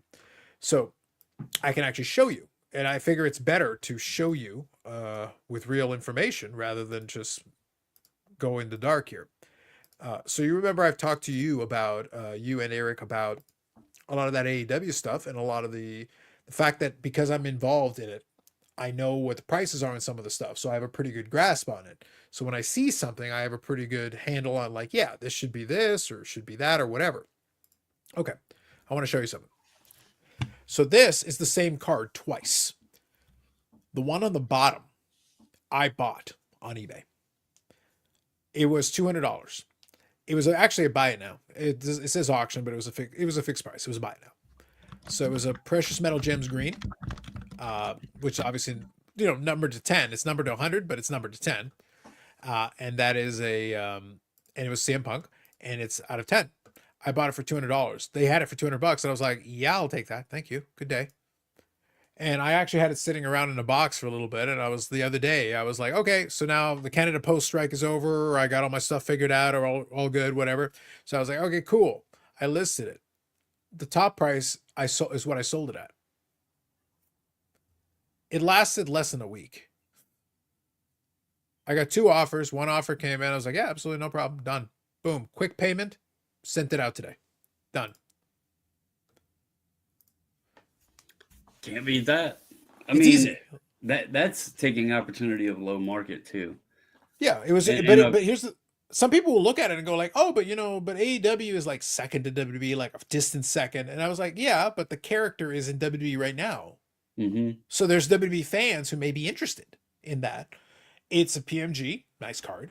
It's the green. It's out of 10. So if you know what you're looking at, you're like, well, that's actually the out of 10. By the way, that person graded it. I didn't grade it.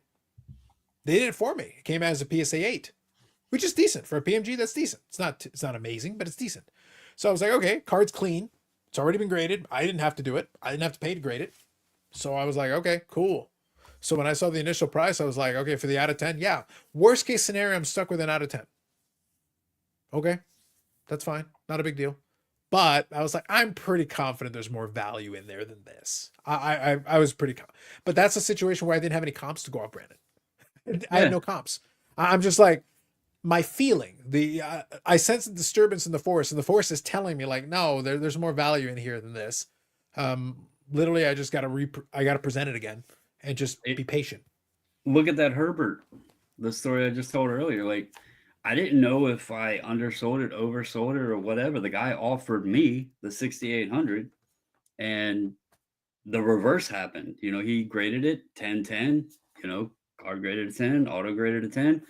He put it up for auction. It all happened relatively quick. He must have expressed it or whatever through PSA. And when he sold it, it only went for 4,400. So, after fees, consignment, grading, all of that, I don't know how much he actually lost on it, but at least $2,500. And Yeah, it was a case there was no comps. It was hey, I'll offer you this, and it could have went the other way. He might have sold it for 10,000. You know, so Yeah. The point is that it works both ways. And then sometimes you'll have the opposite happen.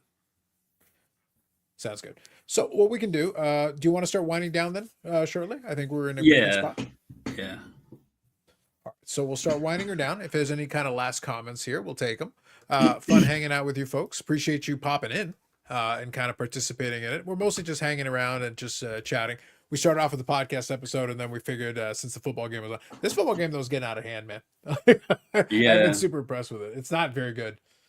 All We of really the thought- games have been kind of bad, I don't know, except for the Commanders game. Yeah, I think the Commanders game was the only one that's kind of competitive. At least it came down to the wire. If nothing Yeah. else, it came down to the wire. So I'll give it credit for that.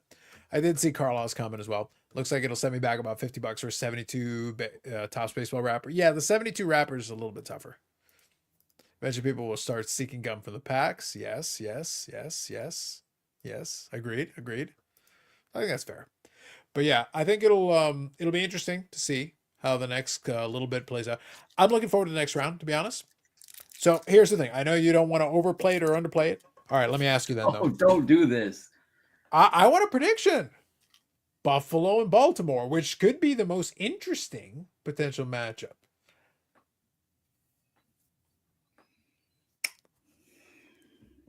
All I'm gonna say is I wish Denver had won. You wish Denver had won. You're not getting Bo Nix. Deal with it. No, we would have played Houston. Oh, that's true. Yeah, you're right. The seeding. Yeah, Yeah, Denver would That's have true. went to Kansas City. This isn't being confident. This is just being hopeful. I'm gonna take the Ravens. I think we can beat them. I think Lamar.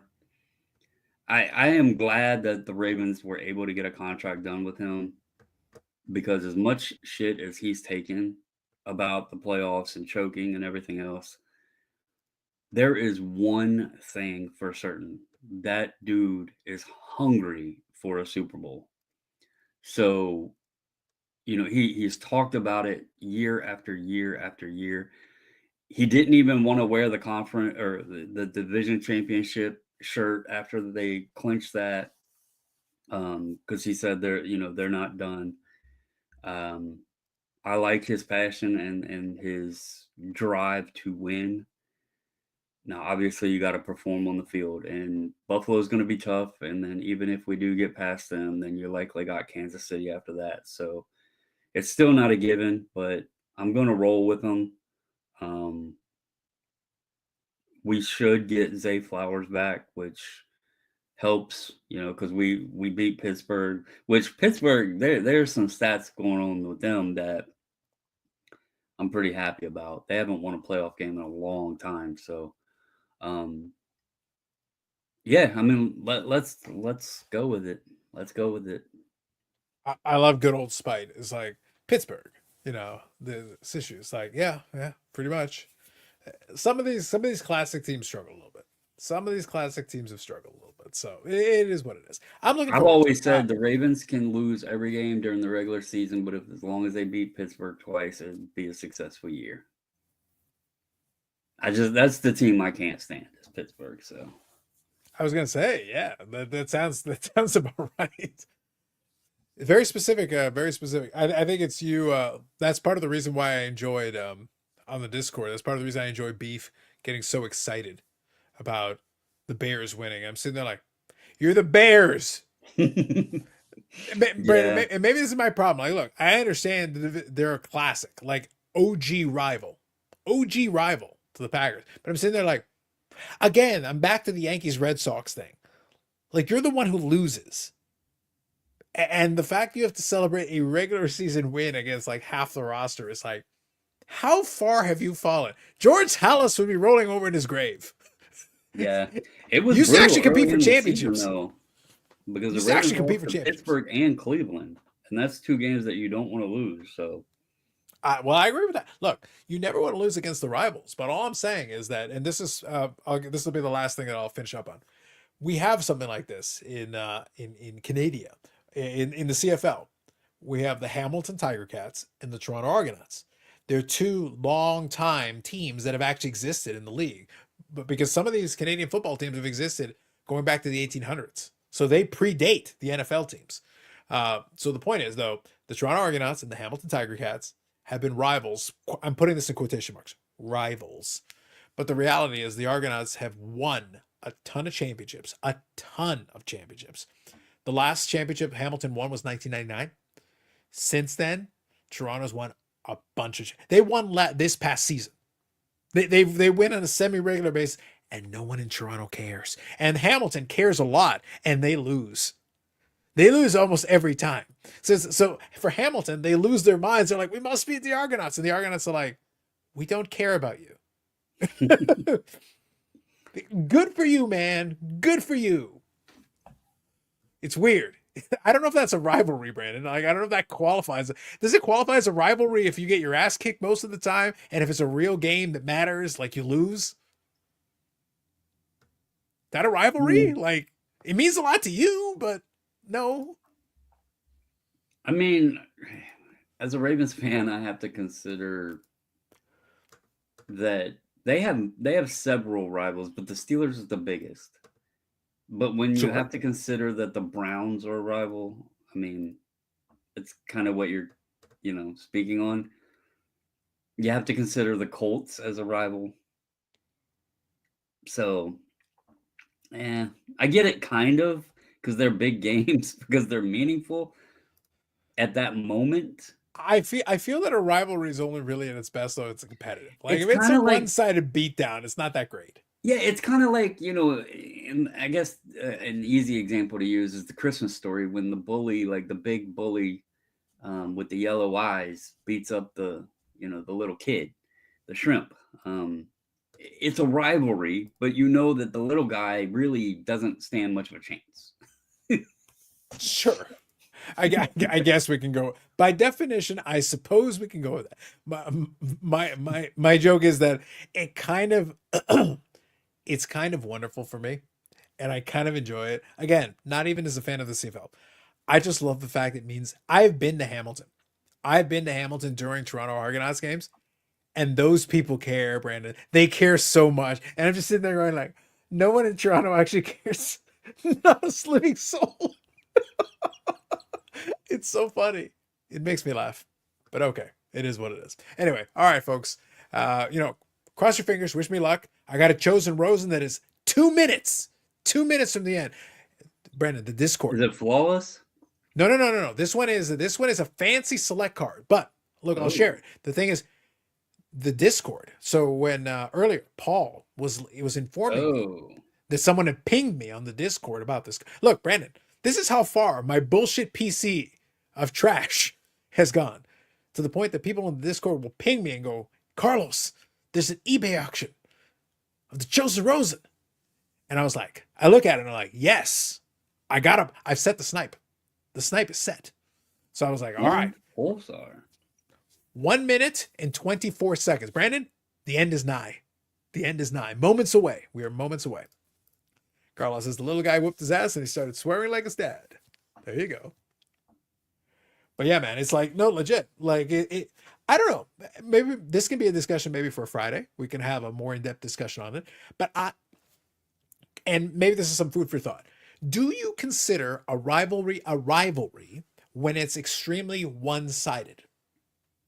When one team is consistently getting pummeled by the other one, is that still a rivalry to you? I think so. Because for the fans as well as the team, I mean, like I said, we lost to the damn Browns, and they always play us tough.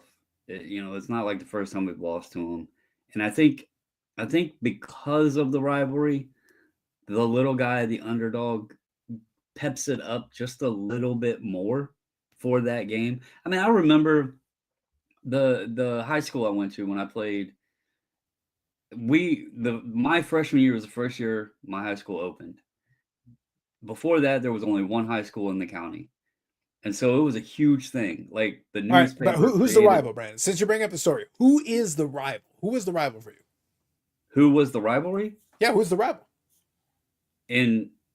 like my high school days. Yeah, well, this example you're giving, yeah. So I went to Liberty. We were the Eagles, and Okay. the cross county rival was the Fauquier Falcons, and they were the only school in the county till my freshman year, and then Liberty opened up, and it was a cross county rivalry, and the newspaper got in on it. We had pep rallies, we had a trophy. They would set the schedule where we would play Fauquier the first game of the season, the last game of the season, and whoever won the last game of the season got to keep the trophy for the full year. And so it was a big thing, and it didn't matter how bad one team was versus the other. Obviously we were a new school.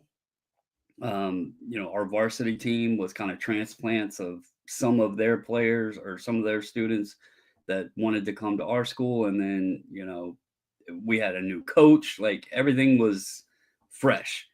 And so out the gate, we were technically the underdog, but we would still get up, like I said, have pep rallies and everything else and just play them tougher.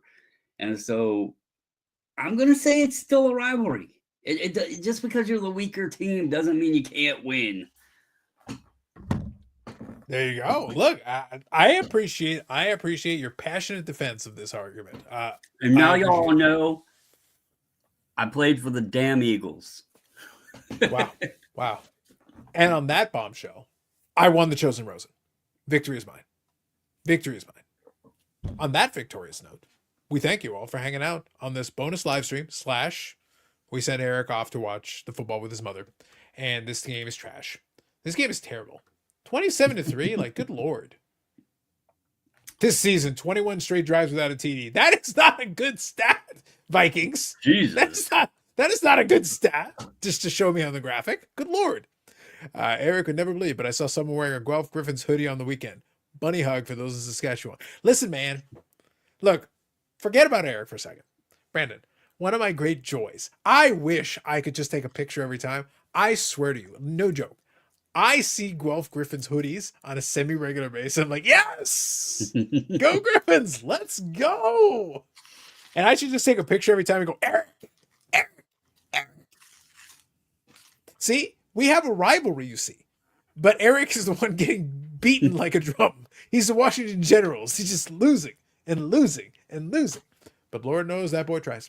Anyway, all right, folks. We appreciate you hanging out. Bougie Eric will pay for the like button as always. Hit the like button on your way out. We appreciate you for hanging out. And we'll be back. Like I said, regular live streams on Fridays. Videos coming up on the channel as always. I've got some stuff in the can that I'm working on, but otherwise we'll figure it out. Brandon, Bobbles and Ball Cards, and known associate, and possibly 540 flips all along. Truth is the truth. Anyway, have yourselves a good one. We'll catch you in the next one. Have a good night, everybody.